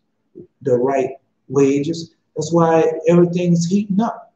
Lord God bringing all that wrong that they're doing, he bringing it to the top. Yeah, this is bringing it to the top. Let's see. It say, for I observe how God provides for the human race, granting them health and mental capacity and all other gifts. For he himself shall follow his example by rendering to every man a recompense for their audacious talk. I would say audacious talks. Let's see, the positive. Well, I got to skip some. For it is the deeds that are wrought in righteousness that abide continually. The deeds that are wrought in righteousness that abide continually. It can say that this man too have answered well and asked the 10. What is the fruit of wisdom? What is the fruit of wisdom? And he replied that a man should be conscious in himself that he have wrought no evil, and that he should live the life in the truth. Since it's from these, Almighty King, that the greatest joy and the steadfast of soul and strong faith in God occur to you if you rule over the realm in piety. See? That's what he said. The fruit of wisdom. That a man should be conscious in himself that he has wrought no evil, that he should live in a life in the truth. Since it is from these, Almighty King, that the greatest joy and the steadfast of the soul and the strong faith in God occur to you if you rule your realm in piety. And when they heard the answer, they shouted with a loud acclaim. Afterward, the king, in the fullness of joy, began to drink their health. Okay, now got one more. I don't know. I'm saying one more. But they still at the banquet. Now they went to the banquet. I need a few minutes. Time came. Can't pronounce bendeth. So can't do it. Tongue time. So I don't need that long because they're gonna cut the video anyway. So I'm just gonna give a few minutes, about 10 minutes break, and come back. And man, I want to say, man, this is your people. This is who you are. These are the type of answers. These are the type of answers that you give. Yeah, them people, man. Yeah, man, this is powerful. This is powerful stuff. This is how you are. This is how you are in true life. But these people that sent you these schoolhouses and put all these people on there for what? To teach you, to get you all away from your strength. I told you that's what they done after long God showed. That's what he told me a long time ago. He showed me, said, God, you're going to school not to get educated. You're going to school to what? To get diseducated, to dislearn the ways that the natural ways of Israel. That's what they teach you. They teach you how to hate your brother. Yeah, that's what they teach you, how to hate your brother. How to love your enemies. That's what they are teaching. How to love the heathen in all the heathen ways. How to worship idols. How to worship false gods. How to run behind false gods. And bring all your monies and buy all that junk. I got nothing but junk in my house. Well, not in my house, but you buy these things. I throw it away, but you buy these things. You buy these different things, and they lie around the house. They put that stuff on television and make it sound like it's so great and so easy to use and easy to clean up and easy to watch and all that different stuff. And you buy that stuff and use that stuff a couple of times and find out how hard it is for the use and keep it up and do everything. Man, next thing you know, that thing's sitting down in the corner somewhere. Same thing when they get you to buy all these exercise tapes and all that. Look at these things a couple of times, use them a couple of times, then it's sitting in the corner. Yeah, man, these people know what they're doing, bro. That's the devil design plan. Yeah. King Solomon said, God has made man perfect and upright, but many inventions have he sought out. And all those inventions that I have sought out. I mean, you're not in the company using those things all the time. Man. They're just sitting up, catching dust. And when you go get ready to use them, if you leave battery or something in there, they're going to rust. That's why Jesus said, the only treasure on earth where the moth eat and it rust. I bought this Yeah, one time I bought this suit. I bought a wool suit from it's a very expensive suit. Paid about 400 something dollars for this suit, wool suit. Nice, the suit looked good. Didn't wear it all the time. I wore it about a couple of times. And then so one time I went in the closet to get it, bring it out. The moth had them 8 holes in the suit. Yeah. Yeah. So all those things, not just that, a lot of things. Give me 10 minutes, I'll be back.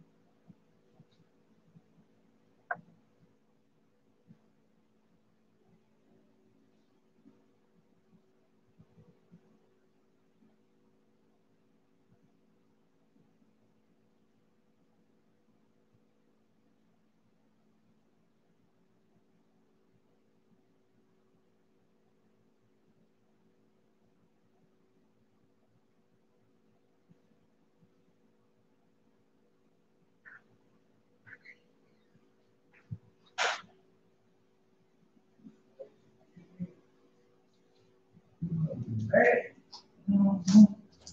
Are you gonna be mad? Are you gonna be sad when that time comes for us? Please.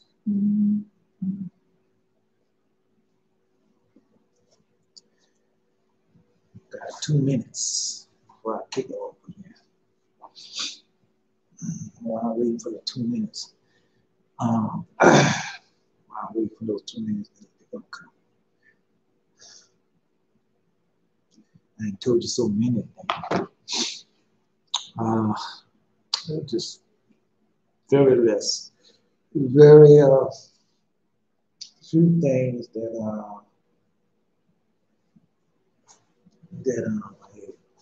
left to tell you. You know, very few things left. 8 or 28.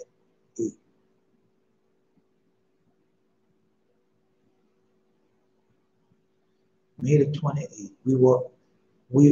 This might have been in 2018. We all were in the class, mainly white young men. They had one young man with sunshades on in the back, cooling it. Say, I'm going to read the book, take the test. Say, I'm going to read the book, take the test. God forbid, if you couldn't use your book or something like that, the test is hard. Only the devil dentist could pass it, or hell dentist. That's what he said. I was on the roof of the house. I was waiting, talking about it being prepared. Then the woman that owned the house, we were watching and talking about the condition of the roof. The roof was going to be repaired. And this 2019, May the 31st, 2019. That's it for that. Yeah, that's when everything. That's like enough. I'll read it to you. I didn't read it to you before. May the 21st, 2019. I was by a Bible house in the back, and every creature was trying to get into the garden box for what looks like shell snails. I was walking in the backyard. What my friend? He was very intimate, and they had this man with him. The man left. I had a shovel in my hand. I was going to get rid of the snails, and after I was looking in the box and viewing this, something said, "Don't do it." And I took the shovel and I stood up in the backyard. Then me and my friend was watching this invisible stream. I can remember this invisible stream. Like how man, I'm trying to explain. An ash stream. Now you can see this ash stream, and it's just invisible. They don't have nothing in it, just an ash stream. That's what it was. And it was going around the whole yard. And I could see the stream. It looked like an ash stream. They had these people, men in this invisible ship. And they was in this invisible ship. They had 2 ships. And I could hear the men in the ship talking. My friend and myself were watching, and we was watching, or they had an SUV or a full blocking the view of a woman. And we said, good, he had was blocking his wife's view. And he said, and we said, good, the truck is blocking their view. And we looked between the windows of the vehicle, and I was listening to the people in the ship speaking. I picked up a rock. He said, look, he picked up a rock, thinking that I was going to damage or hurt the ship. I dropped the rock, and I used hand gestures to communicate with them. I was going to take the rock to break the airflow that was keeping them from getting through. Before we could get started, the man came back looking for my friend. My friend had made a comment of moving. He didn't want to be with the man at that time. Yeah, well, he knew this, and as my friend was passing him, brushed up against him and wanted my friend to be intimate with him, the two men. And with him, turned, looked at me, and the appearance was like he turned and looked at me, and the appearance was like an old black man. Okay. So, yeah, that's when I saw two spaceships, and they had an air stream going, so they couldn't get in because of the air stream, because the airflow. Yeah, and then it was during the time, just like I said, it was during time of pride, just like it's going on now. That was what. All right, let me finish this up. All right, let's go. Okay. He replied to a question: if creatures were on a great, all right. See, he replied to the question: if creature was on a great and noble scale, so the beholder would spare them from their beauty, and if never dismayed any of those who wrought such work and never compelled the minister his needs without wages, ever said. Observing how God provides for the human race. God provides for the human race. That's for those who say, we overpopulate. We got to reduce the population now. You want to reduce the population because so you can have more control over it and stop you doing the same thing as Herod and all the other pharaohs did. You want to kill the children so you can continue on being king and nobody can come rise up and take your place or your children's place. That's what you're doing. Yeah, well, you can fool some of the people some of the time. You can't fool all the people all the time. Can't do it. All right. Observing how God provides for the human race, granting them health and mental capacity and all other gifts. He himself shall follow his example by rendering to men a recompense for their audacious toil. Yeah, I would say audacious or odious. The policy of a fair wage for a fair day's work is here seen to be not modern. Well, I read that. These that work righteousness that abide continue. The king said that this man too have answered well and asked him, what is the fruit of it? Oh man, but we passed that? Yeah. All right, next day banquet, that's where we're at. The next day banquet. The next day banquet followed the same course of occasion. And when the opportunity presented itself, the king proceeded out to put question the remaining guests.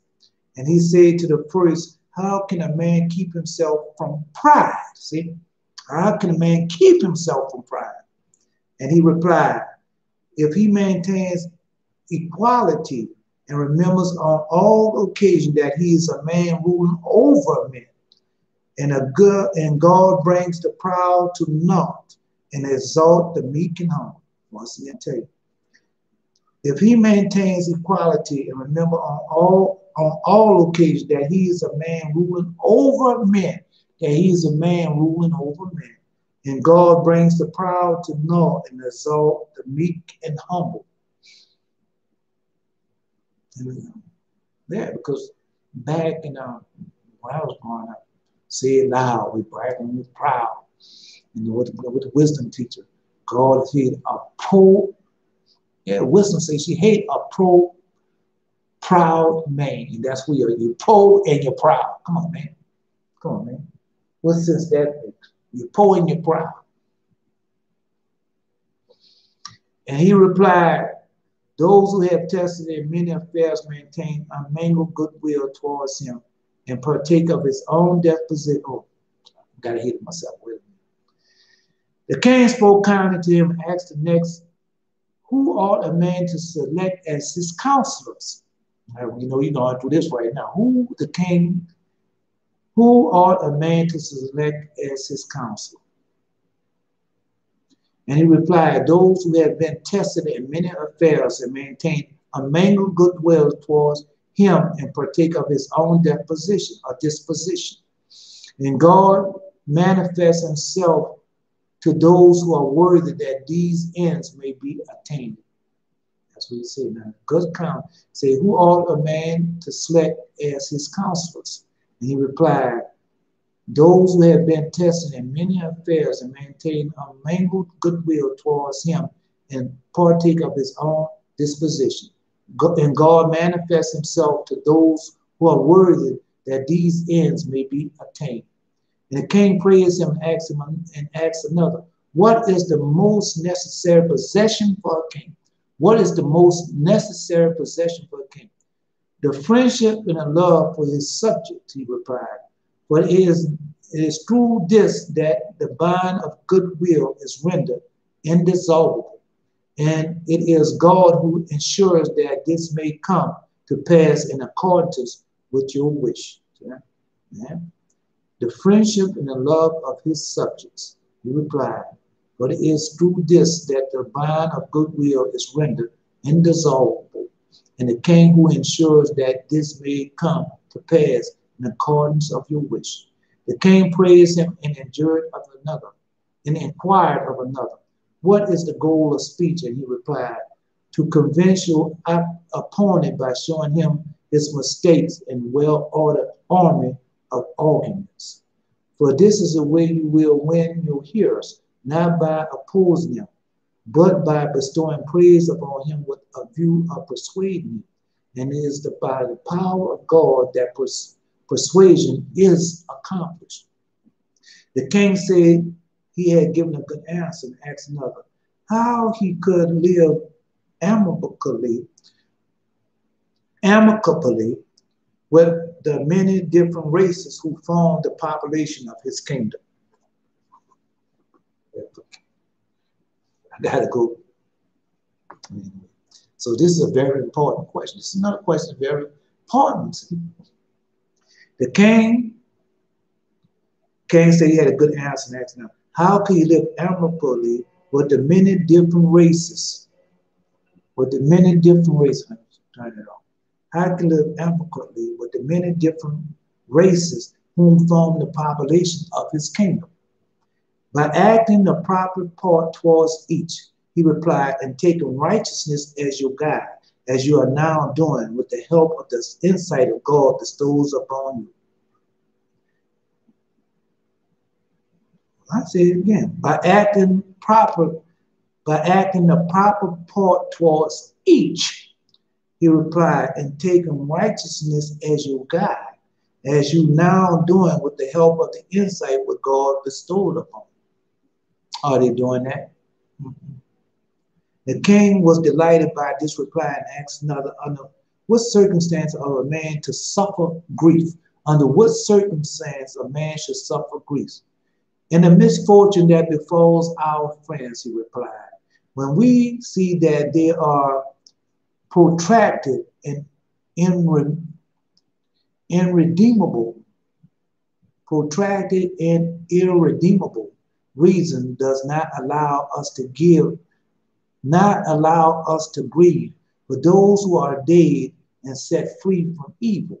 But all men do grieve over them because they think only of themselves and their own advantage. It is by the power of God alone that we can escape all evil. Repeat that. In the misfortune that befall our friends, he replied, when we see that they are protracted or irremovable, reason does not allow us to grieve for those who are dead and set free from evil. But all men do grieve over them because they think only of themselves and their own advantage. It is the power of God alone that we can escape all evil. The king said that he had given a fitting answer and asked another, how is reputation lost? And he replied, when pride and unbounded self-confidence hold sway, dishonor and loss of reputation is engendered. For God is the Lord of all reputation and bestowed it where he will. See, when pride and unbound self-confidence hold sway, Tell you, brother, that's all that's going on now. All the ill will and evil things are going on now. Nothing according to what? Knowledge, wisdom, and understanding. Which who? Which we have. Yeah. Confidence holds, yes, when pride and unboundness, self-confidence hold sway, dishonor and loss of reputation are engendered. For God is the Lord of all reputations and bestow it where he will.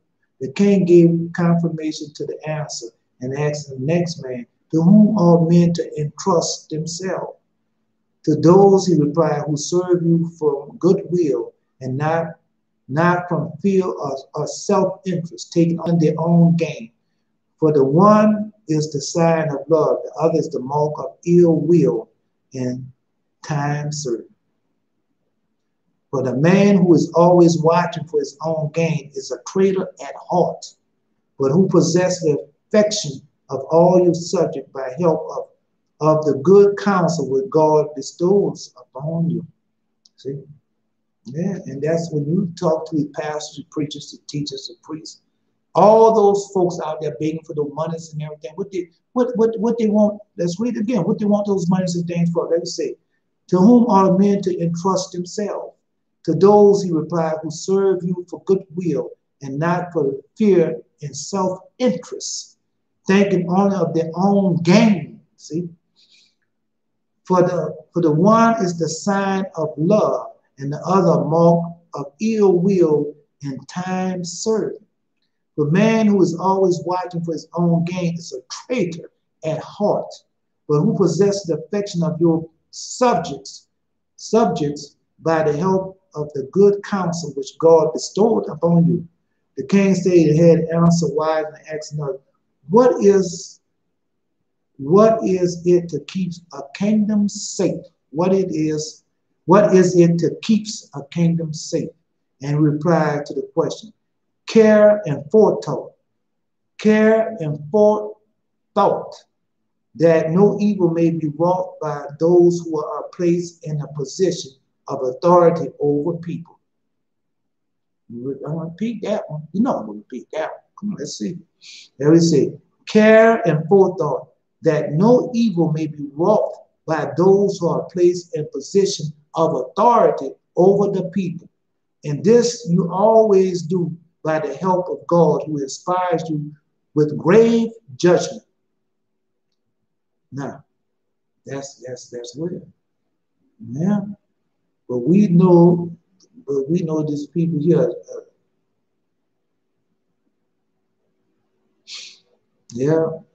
That no evil be wrought to those who are placed in a position of authority over the people. And so all this evil and stuff, and I tell you, brother, this is what we law.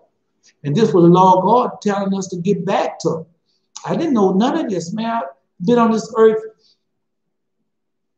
Well, I ain't gonna say that. I'm gonna say I've been able to control and do things since 1972. But we know that you go to the church house, you grow up. The average black person, a certain age, they grew up going to church 2-3 times, or how many times a week or whatever. And all those times I never heard, never read, never even know that this ever existed. And those people that the law of God say that they have stolen, they say the Jews have stolen, say the Pharisees and scribes have stolen the key of knowledge and hidden it. Then he said these pastors preaching everything, yeah, they say they stand at the door and they won't go in and prevent you from going in. That's what they do.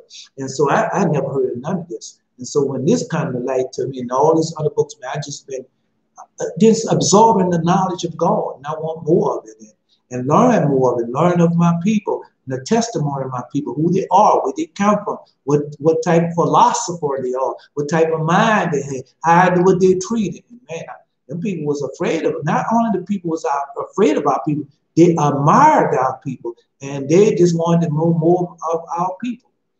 Man, they was always calling for our people. When they wanted knowledge, wisdom, understanding, or something, they would call our people. All right, well, let's continue on. But we had like the law of God said, the greatest enemy of a man is in his own household. So those that was in our household, those Jews, yeah, they was a part of our household. And man, they hate us. Yeah, they hate us. Well, let's go. Well, those who say they're Jews but not, they hate us. They hate us. Who they? Yeah, Esau children, they hate us. But that's what they are. They Esau children. They Edomites. All right, they're just doing the way of Israel, but they're Edomites. All right, let's go. Okay, that's for the, it said, what is that to keep the kingdom safe? And then he's told, and so that's why this kingdom is no more, that's why America, that's why the world is no more safe, really, because you put people in authority and position. Yeah, yeah, say that, yeah, you put people that's in authority that do not care for the people. They care for thought that no evil may come to be wrought to those who are placed in a position of authority over the people. And that's what they have done. You put these people in authority, and they don't care nothing about the people, and they do evil to the people anytime they feel like, anytime they get ready. The police force and everybody else that's in authority, get rid of them. Yeah, the poor people, we can do as we want. Ain't nobody gonna stop us. God ain't gonna stop. That's what they say, but that's not so. Yeah. All right. The king spoke words of encouragement to him and asked another, what is that? Let's see, let me put this. Say, what is that maintains gratitude and honor? What is it that maintains gratitude and honor? And he replied, virtue, for it is the creator of good deeds. And by it evil is destroyed, and by it evil is destroyed, even as you exhibit nobility of character towards all by the gift what God bestows upon you. Once again, virtue, say, what is it that maintains gratitude and honor? And he replied, virtue, for it is the creator of good deeds, and by it evil is destroyed, even as you exhibit nobility of character towards all by the gift which God bestows upon you. The king gracefully acknowledged the answer and asked 11, since there were two more than 70. He said, how, because there were 72 of them that went.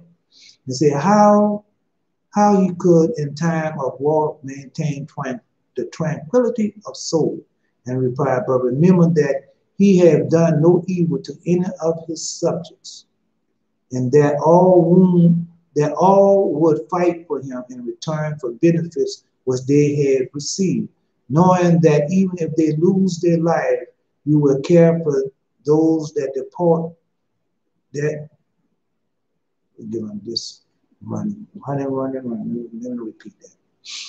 I'm gonna repeat that and say how he could in time of war maintain tranquility of soul. He replied, by remembering that he had done no evil to any of his subjects, and that all would fight for him in return for the benefits which they had received, knowing that even if they lose their lives, you will care for those dependent upon them, for you never fail to make reparation to any. Such is the kind heartedness which God has inspired you. So that's what we tell them. So I was in the military, man, them people not like that no more.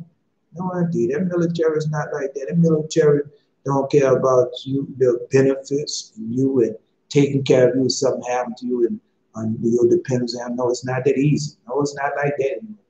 No, indeed it's not. Yeah. I was in the military. You had all types of benefits when you got in. But yeah, but now it's just a regular job now. Yeah, you had to pay for everything where they once took care of you. They really did one time. I mean, you couldn't get rich enough, but they took care of their soldiers. Even after you got out, they took care of you. It's not like that. It's not. He said, yeah, in time of war, maintain tranquility. So he replied by remembering that he had done no evil to any of his subjects, and that they would fight for him in return for the benefits which they had received, knowing, so he said, knowing that even if they lose their lives, you will care for those dependent upon them, for you never fail to make reparations to any. Reparations to any. And and is the kind-heartedness which was God has inspired you. And the king loudly applauded them all and spoke very kindly of them, and then draw to the health, and even giving himself up to enjoyment, lavishing the most generous and joyful friendship on his guests. Okay. All right. So this one here. On the seventh day, the most extensive preparation was made, and many other presents from the different cities among the large number of ambassadors. When the opportunity occurred, the king asked the first of those who had not yet been questioned, how could he avoid being deceived by fallacious reason? Yeah, fallacious reason. That's what it said, fallacious reason. And replied, by noticing carefully the speaker, the thing spoken, and the subject under discussion, and by putting the same question again after an interval in different form. But to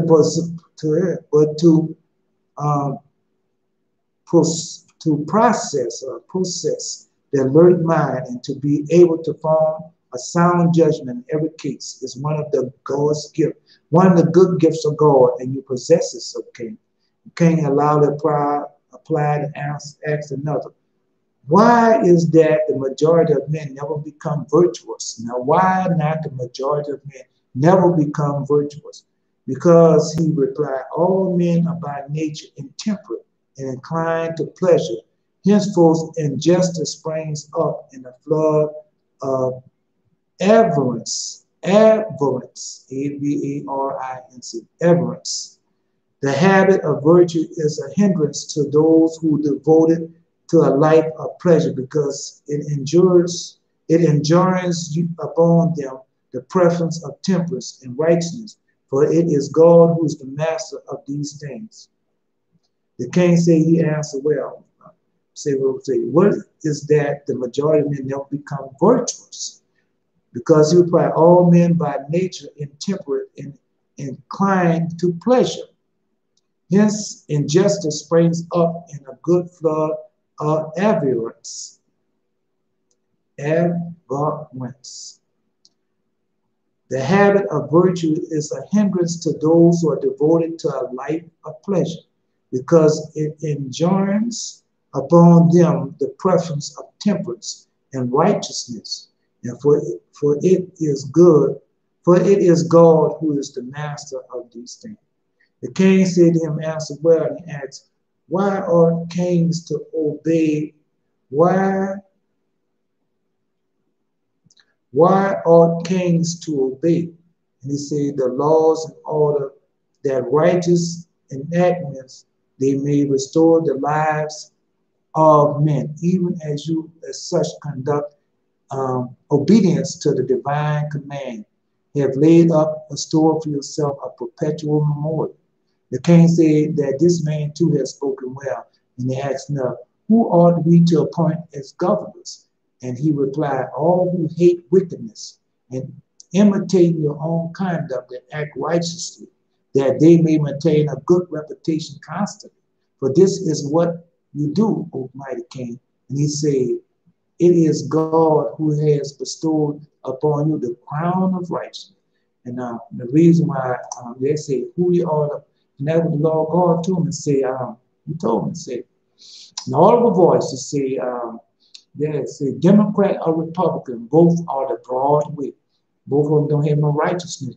Both of them are the broad way. They don't have no righteousness in those people. Just tell him as the Lord God has given unto me. You have none of those people up there that you don't have none of those people up there that have good reputation. You have none of those people that's seeking after righteousness or imitating righteousness. None of that. The king allowed the counts to look into the next man. Who ought we to appoint as officer over the forces? And he explained, those who excel in courage and righteousness, and those who are more anxious about their safety of their man than the gain of victory, by risking their lives through rashness. For as God acts well towards all men, so to you in imitation of him are the benefactor of all subjects. Say those who excel in courage and righteousness, and those who are more anxious about safety of their men than the gain of victory by risking their lives through rashness. And that's what's going on. Those men ain't got no courage. They don't. Man, all coming up. And had all those police shooting. I mean, they had them, but then they don't like it going on now. And then they shoot down people that don't have no strength or nothing to fight back. That stuff make it so bad. That was making it so bad, man. They gonna pay for it though, boy. Sure as I'm speaking to you, they gonna pay for it. And boy, they gonna not just them gonna pay. They gonna pay for it. Their children are gonna pay for their children, and children are gonna pay for it. They're gonna be wiped off the face of the earth. Yes, yes, they are. Keep watching. Keep watching. All right, keep watching. All right. The king said he had given a good answer and asked another, what is the worthy of admiration? I would say, what is worthy of admiration? And he replied, the man who is furnished with reputation and wealth and power and possesses a soul equal to it all. You yourself show by your action that you are most worthy of admiration through the help of God, who makes you care for these things. See, the part I skipped over, see, he had slaves. He got rid of all those slaves and paid the people for, well, I don't read it. Reparation. He paid reparation. But anyway, all right. Express approval saying, to what affairs are kings to devote most time? And he replied, to read and study of the records of official journeys. And say journeys, not to say journey, journeys, official record of journeys, which are written in reference to the various kingdoms, with a view to the reformation and to preservation of the subjects. And it is by such activity that you have attained a glory which has been approached, that have never been approached by others, though the help of God who fulfills all your desire. And the king spoke enthusiastically towards the man, asked another, how ought a man to occupy himself during hours of relaxation and recreation? Now I tell you all the time, I tell you what movies and things that I watch. And so I watch a lot of, some say that is, some say it is, that they made it according to, no, it's based on true action or based on something real like that. I'll watch that. Watch other things too. And he replied, how ought a man to occupy himself during this hour of relaxation and recreation? And he replied, to watch those plays what can be acted, what, the propriety to set before one's eyes, propriety, with propriety, and set before one's eyes, scenes taken from life and acted with dignity and decency is profitable and appropriate. That's what he said once again. But there is some edification to be found even in these amusements, for often so desirable lesson is taught by the most insignificant affairs of life, but by practicing the utmost propriety in all your action. When you have shown that you are a philosopher, you are honored by God on account of your virtue. He told me that. So he told that was supposed to be. And the king, pleased with the words which he had just been spoken, and said to the ninth man, how ought a man to conduct himself at a banquet? At banquets. And he replied, you should summon to your side men of learning, and those who are able to give you useful hints with regard to the affairs of your kingdom and the lives of your subject.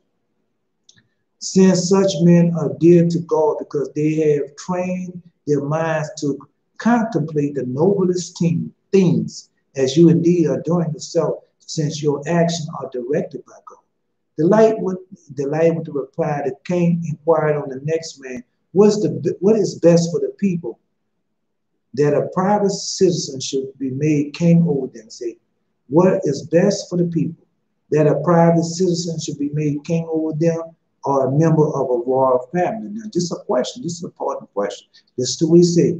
And reply, he who is best by nature, for kings who come from royal lineages are often harsh and severe towards this subject.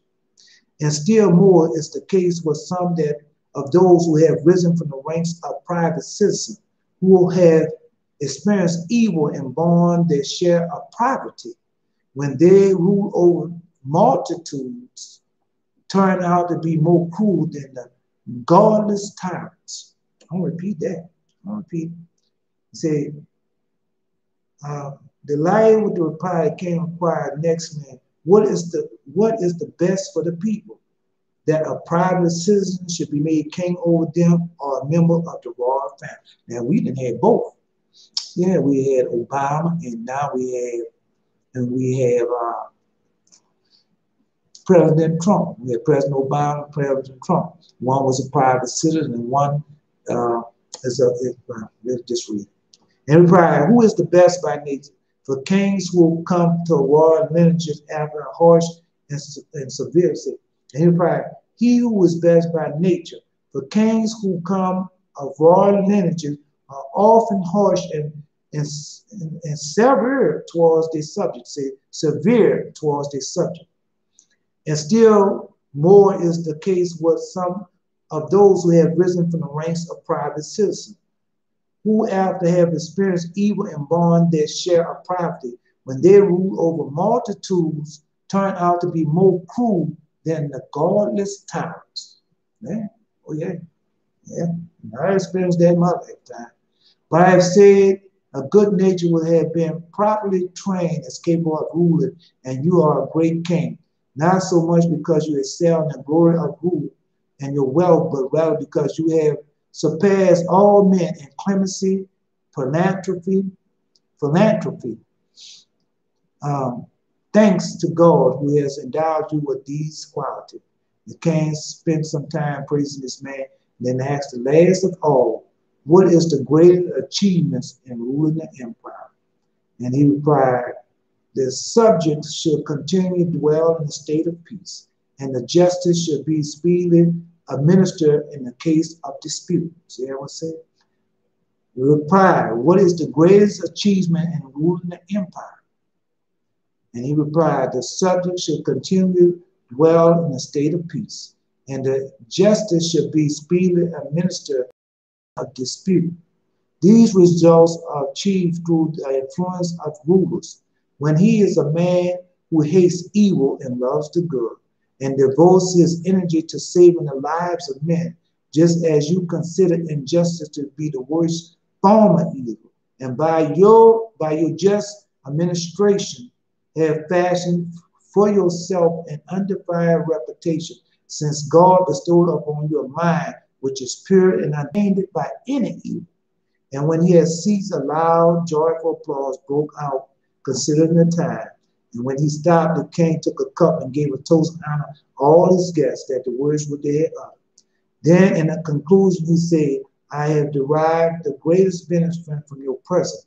I profited much by the wise catchings which you have given me in reference to the art of rule. Then he ordered 3 talents of silver to be presented to each of them, and appointed of his slaves to deliver over the money. And all at once shouted approval at the banquet, because a scene of joy, while the king gave himself up to a continuous round of festivity. And so, yeah, well, that was it. Yeah. So let me see. I have written a length and much crave your pardon. Let's say, philocrats. I was astonished beyond measure at the men and the way they gave on the spur of the moment. They gave answers which really needed a long time to devise. For through the questioner had given a great thought to each particular question, those who replied one after the other, and their answers to the question ready at once. And so they seem to me, all who are present, especially the philosopher, to be worthy of admiration. And I suppose that the thing will seem incredible to those who will read my narrative in the future, but it is unseemly to misrepresent facts which are recorded in the public archive. See, these things are recorded. Just let me finish reading. And it would not be right for me to transgress in each matter as this. I tell the story just as it happened, constantly avoiding any error. I was so impressed by the force of this uttering that I made an effort to consult those whose business it was to make a record of all that happened at the royal audience and banquet. And say, yeah, you have people, everything where where these presidents and all these people go, they have somebody to take down everything they say and everything they do. Yeah, that's what he telling. I was so impressed by the force of the uttering that I made an effort to consult with those business. It was make a record of all that happened in the royal audience and banquet. For it is the custom, as you know, from the moment the king begins to transact business until the time when he retires to rest, for a record to be taken of all his sayings and doing, a most excellent and useful argument. For on the following day, the minutes of doing, saying the previous day, and read over before the business. And that's just like when we go to church, y'all. Commerce, if there was been any irregularity, the matter is at once set right. I obtained, therefore, as has been said, accurate information from the public records, and I have set forth the fact in proper order, since I know how eager you are to obtain useful information. 3 days later, Demetrius took the men passing along the seawall seven steady long to the island, crossed the bridge, and made for a northern district of Patras.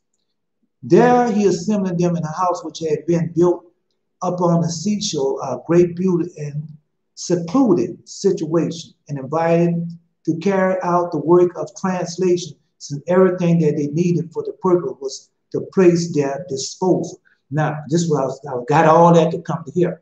You see what happened is this is the king, this is Pharaoh, I think his name was Ptolemy. And so what he did, he got Israel. Want to say the Jews, he got Israel to come and translate all the books, all the writings. You see, he did it first, and then after he did it, then when they went back, Jason killed Onias, and then he got the Edomites and Esau children to translate the Bible, to translate the word of God again. You see, but let's finish reading. And so they set work comparing the several results and making them agree whatsoever they agree upon was settable and carried out under the direction of Demetrius. And the session lasted 9 hours after they were set free to minister their physical need. Everything they wanted was furnished for them on the lavish scale. In addition to Dorotheus, made the same preparation for them daily were made for the king himself. Thus he had been commanded by the king. In the early morning they appeared daily at the court, and after saluting king went back to their own place. As the custom of all Jews, they washed their hands in the sea and prayed to God, devoted themselves to reading and translating the particular passage on which they was engaged. And I put question to them why it was that they washed their hands before they prayed. Just like when Pontius Pilate, remember Pontius Pilate, and washed his hand and said that he had nothing to do with this man's death, with Jesus' death. Well, now you probably find out was the right reason Pontius Pilate washed his hand. And they explained that it was a token that they had done no evil. Yeah, they had done no evil. Since it's their noble holy way of regarding everything as a symbol of righteousness and truth. So that's why they washed their hand. That's why Pilate washed his hand, saying that he had done no evil against Jesus. Yeah. And as I have read it say, they meet together daily in a place which was delightful for its quiet and brightness, and apply themselves their tasks. And it so chanced that the work of the translation was completed in 72 days, just after he had been arranged of a set person. Now, the thing about this translation, they translated it all. They didn't abridge it. They didn't do none of that. They translated it all. All right. And they took this translation and put it in, this is Alexander. They put in the library of Alexander. And you know that when the Romans came, when Edom came, the Esau children came, they burned, they burned the library of Alexander. They burned it. All right. So, well, I mean, I told you why they burnt it now. Okay, well, let's go. Okay, okay, let me see.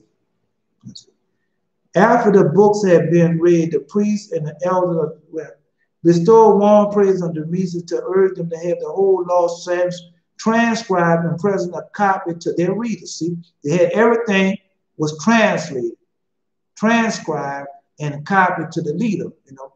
And after the books had been read, the priests and the elders of the translators, the Jewish community, and the leaders of the people stood up and said that since so excellent and scarce accurate translation had been made, it was only right that they should remain as it was, and no alteration should be made in it.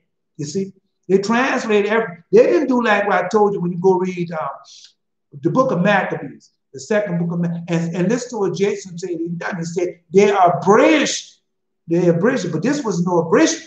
No, they transcribed everything. Okay, you know, Jason was even wicked, man. Our own people did this. Well, let's go. All right.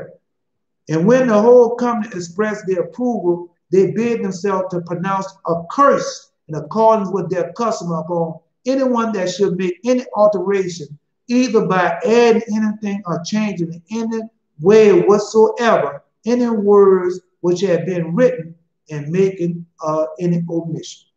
You see?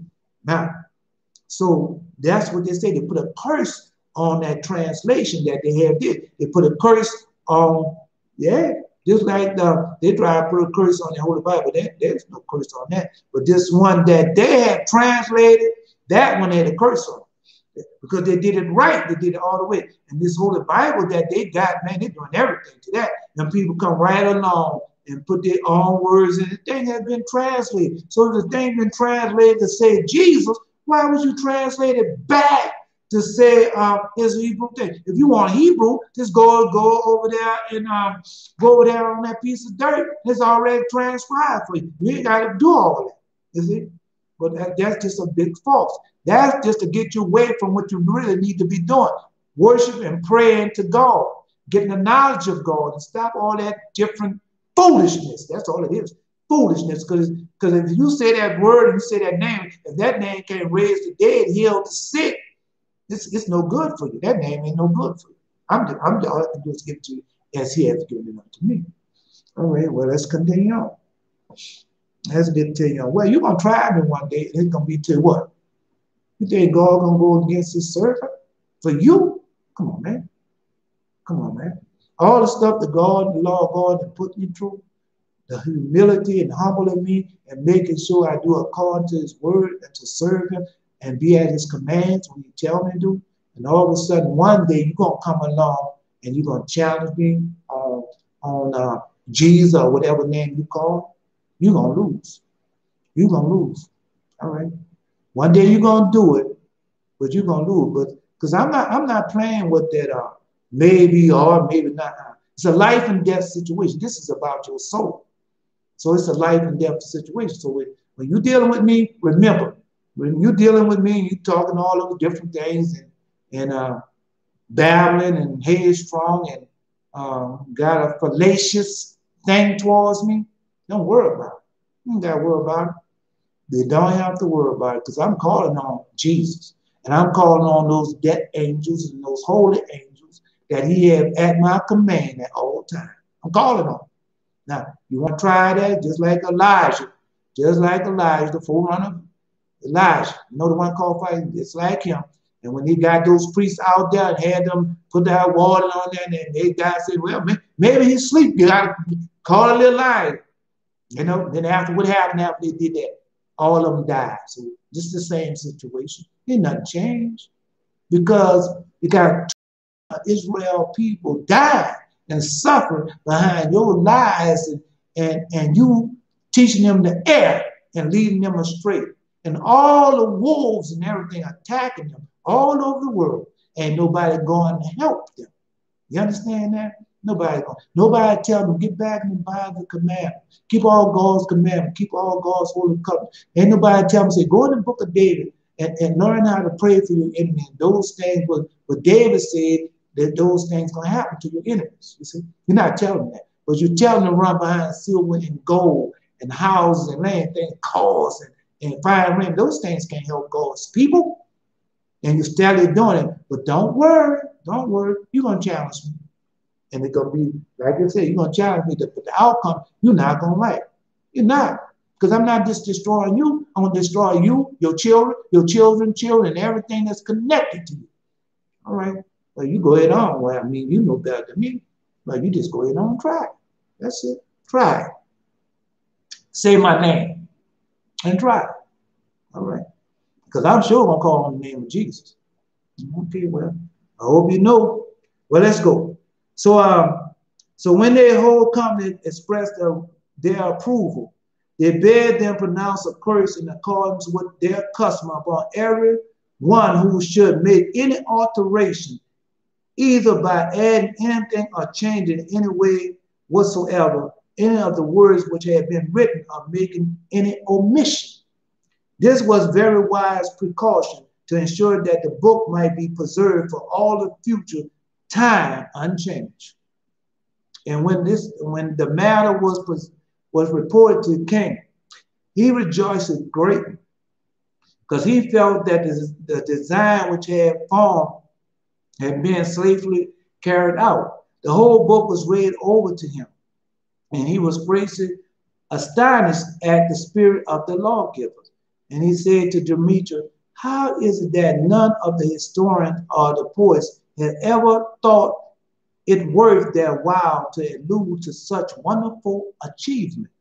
And he replied, because the law is sacred in the divine origin, and some of those who formed the intention of dealing with it had been smitten by God, or therefore desisted from their position. Their purpose. See, God put it on. All right, let's finish reading.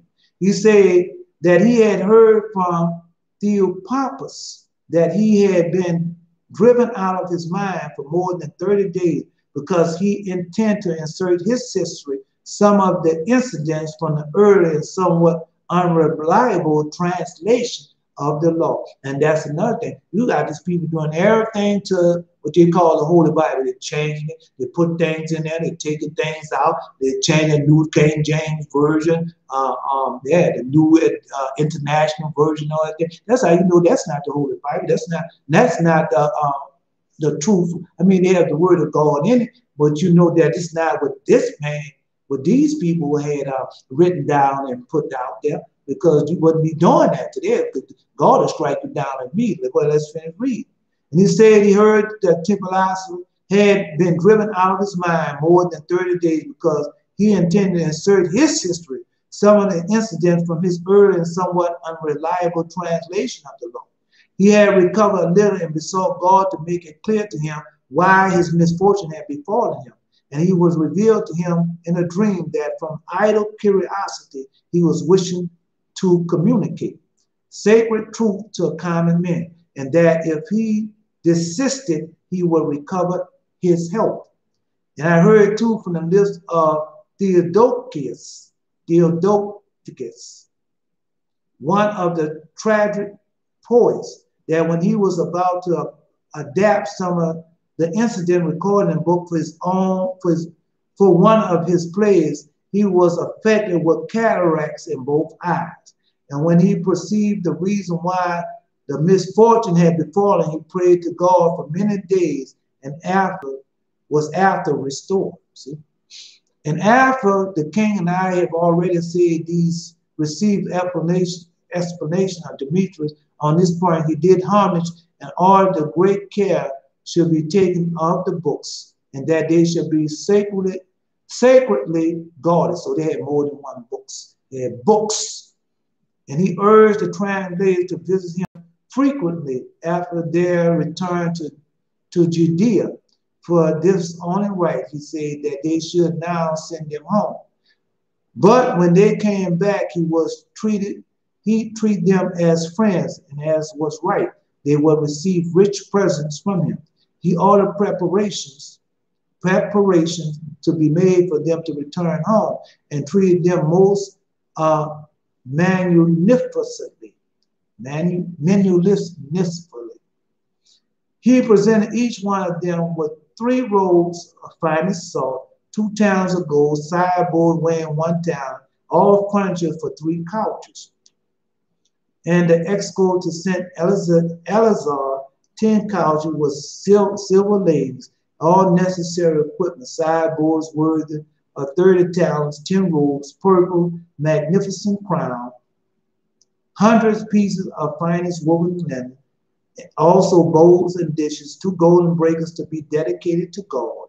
And he urged him also the letter that any of men prefer to come back to him, not to hinder them, for he counted it a great privilege to enjoy the society of such learned men, and he would rather lavish his wealth upon them than upon vanities.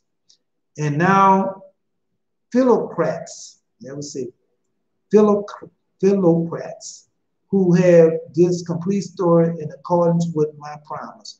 I think that you find greater pleasure in these matters than the writing of the mythologics. That was it, mythologics. For you are devoted to study of those things which can benefit the soul and spend much time upon it. I shall attempt to narrate whatever other event of worth recording, by persuading them that you may secure the highest reward for your zeal. And yeah, oh yeah, yeah. So that's what happened. Yeah. Then he go into the full book of Maccabees, and that's why I was reading the full book of Maccabees. So I was into that book and getting to where the full book of Maccabees, they have in some of the book of Maccabees, where they start killing the children, the 7 sons, and killed the mother. They had killed Onias and Jason. He wanted to be high priest. Yeah, he wanted to be high priest. It was about monies and prestige and fame, just like they're doing nowadays. That was it's about. It was not about no humility and stuff there and waiting to God lift you up and put you on high, humbling yourself. Jason, they didn't. Yeah, he got Jason, that's what I told you. Jason got what the Edomites, Esau, and Constantine and them boys, the Jews, because Jason was a Jew. And Onias wasn't a Jew. Onias was Israel. Eleazar was Israel. But Jason was a Jew because Jason was Onias' brother-in-law. That's who he was. He was a Jew, but Onias was Israel. And so they killed him. So after they killed him, then they tell how much they killed him for, like 6,606 monies. That's how they killed him, for the monies. And then Jason became high priest. When Jason became high priest, that's when these people, I made a video, the book in the black hats. And then it showed that when Jason got together with them, they abridged the Bible. They abridged it. They abridged the Word of God. He tells you he abridged it. It was not like this Pharaoh Ptolemy, where he got them all together and transcribed everything. See, it wasn't like that.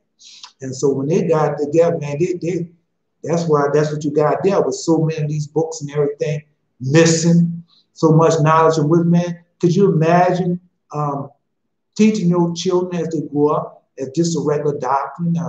The things that just went over, the questions that I guess it's 72 questions that the Pharaoh asked Israel, and they asked them all in all. Could you imagine your children learning that? Could you imagine your children learning your history? Come on, man. Yeah, the testimony, our history, our testimony, and how powerful God worked these works for us, and they be into that mindset and serving God. And when they, they're gonna do a little sin when they coming up there. That's what they do. But when they get older and they learn, just like King David was a child, he didn't know no better. And when he had Bathsheba and everything, but after that happened, he started learning everything. That's why I didn't tell you about King David. When King David did something one time, no that was sin. You had to worry about him doing it again. You had to worry about him doing it. But these church album things, that's what they want to do. Continue on sinning over and over again and running to them, asking for forgiveness, praying for forgiveness. I would say don't become apostolate. That's what the Jews have done. That's what Constantine had done to get control over that what was going on. Then they made all these different religions from the Catholic Church, broke off the Protestant religion. And, that's what they're doing. That's what happened. But all this about coming back to God, find out that you are Israel, God's chosen people. Now you should know that what Jason did right now, you should know that they have a true copy of our laws and things that are out there. They have a true copy of it out there. Yeah. But they got a lot Jason and them did too. I mean, they left out a lot of books and everything. They wrote down the books and things mentioned in the books that was written out. But they have a lot, and they have enough in there for you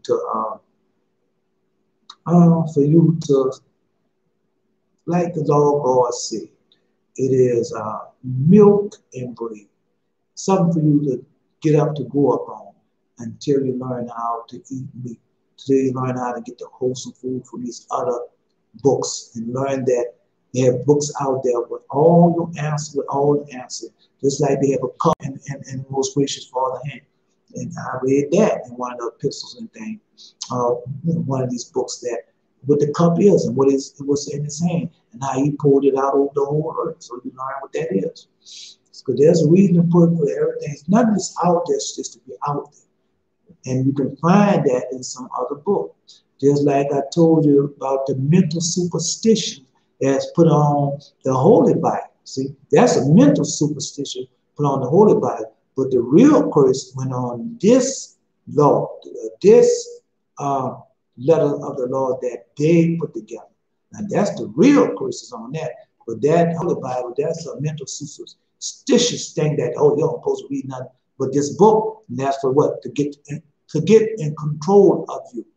Okay, just like when they got all these viruses and everything, I told you, man. See, man, I give it to you as the Lord God given unto me. When the Lord God revealed unto me, telling me that about reparations. Every time you start thinking about it, that's why you're supposed to meditate on God's word. Because every time you start talking about it and going towards reparations, people do something evil and wicked. And you underestimate your enemy. And these are Satan's children, just like he told you. But anyway, so tomorrow we have something different.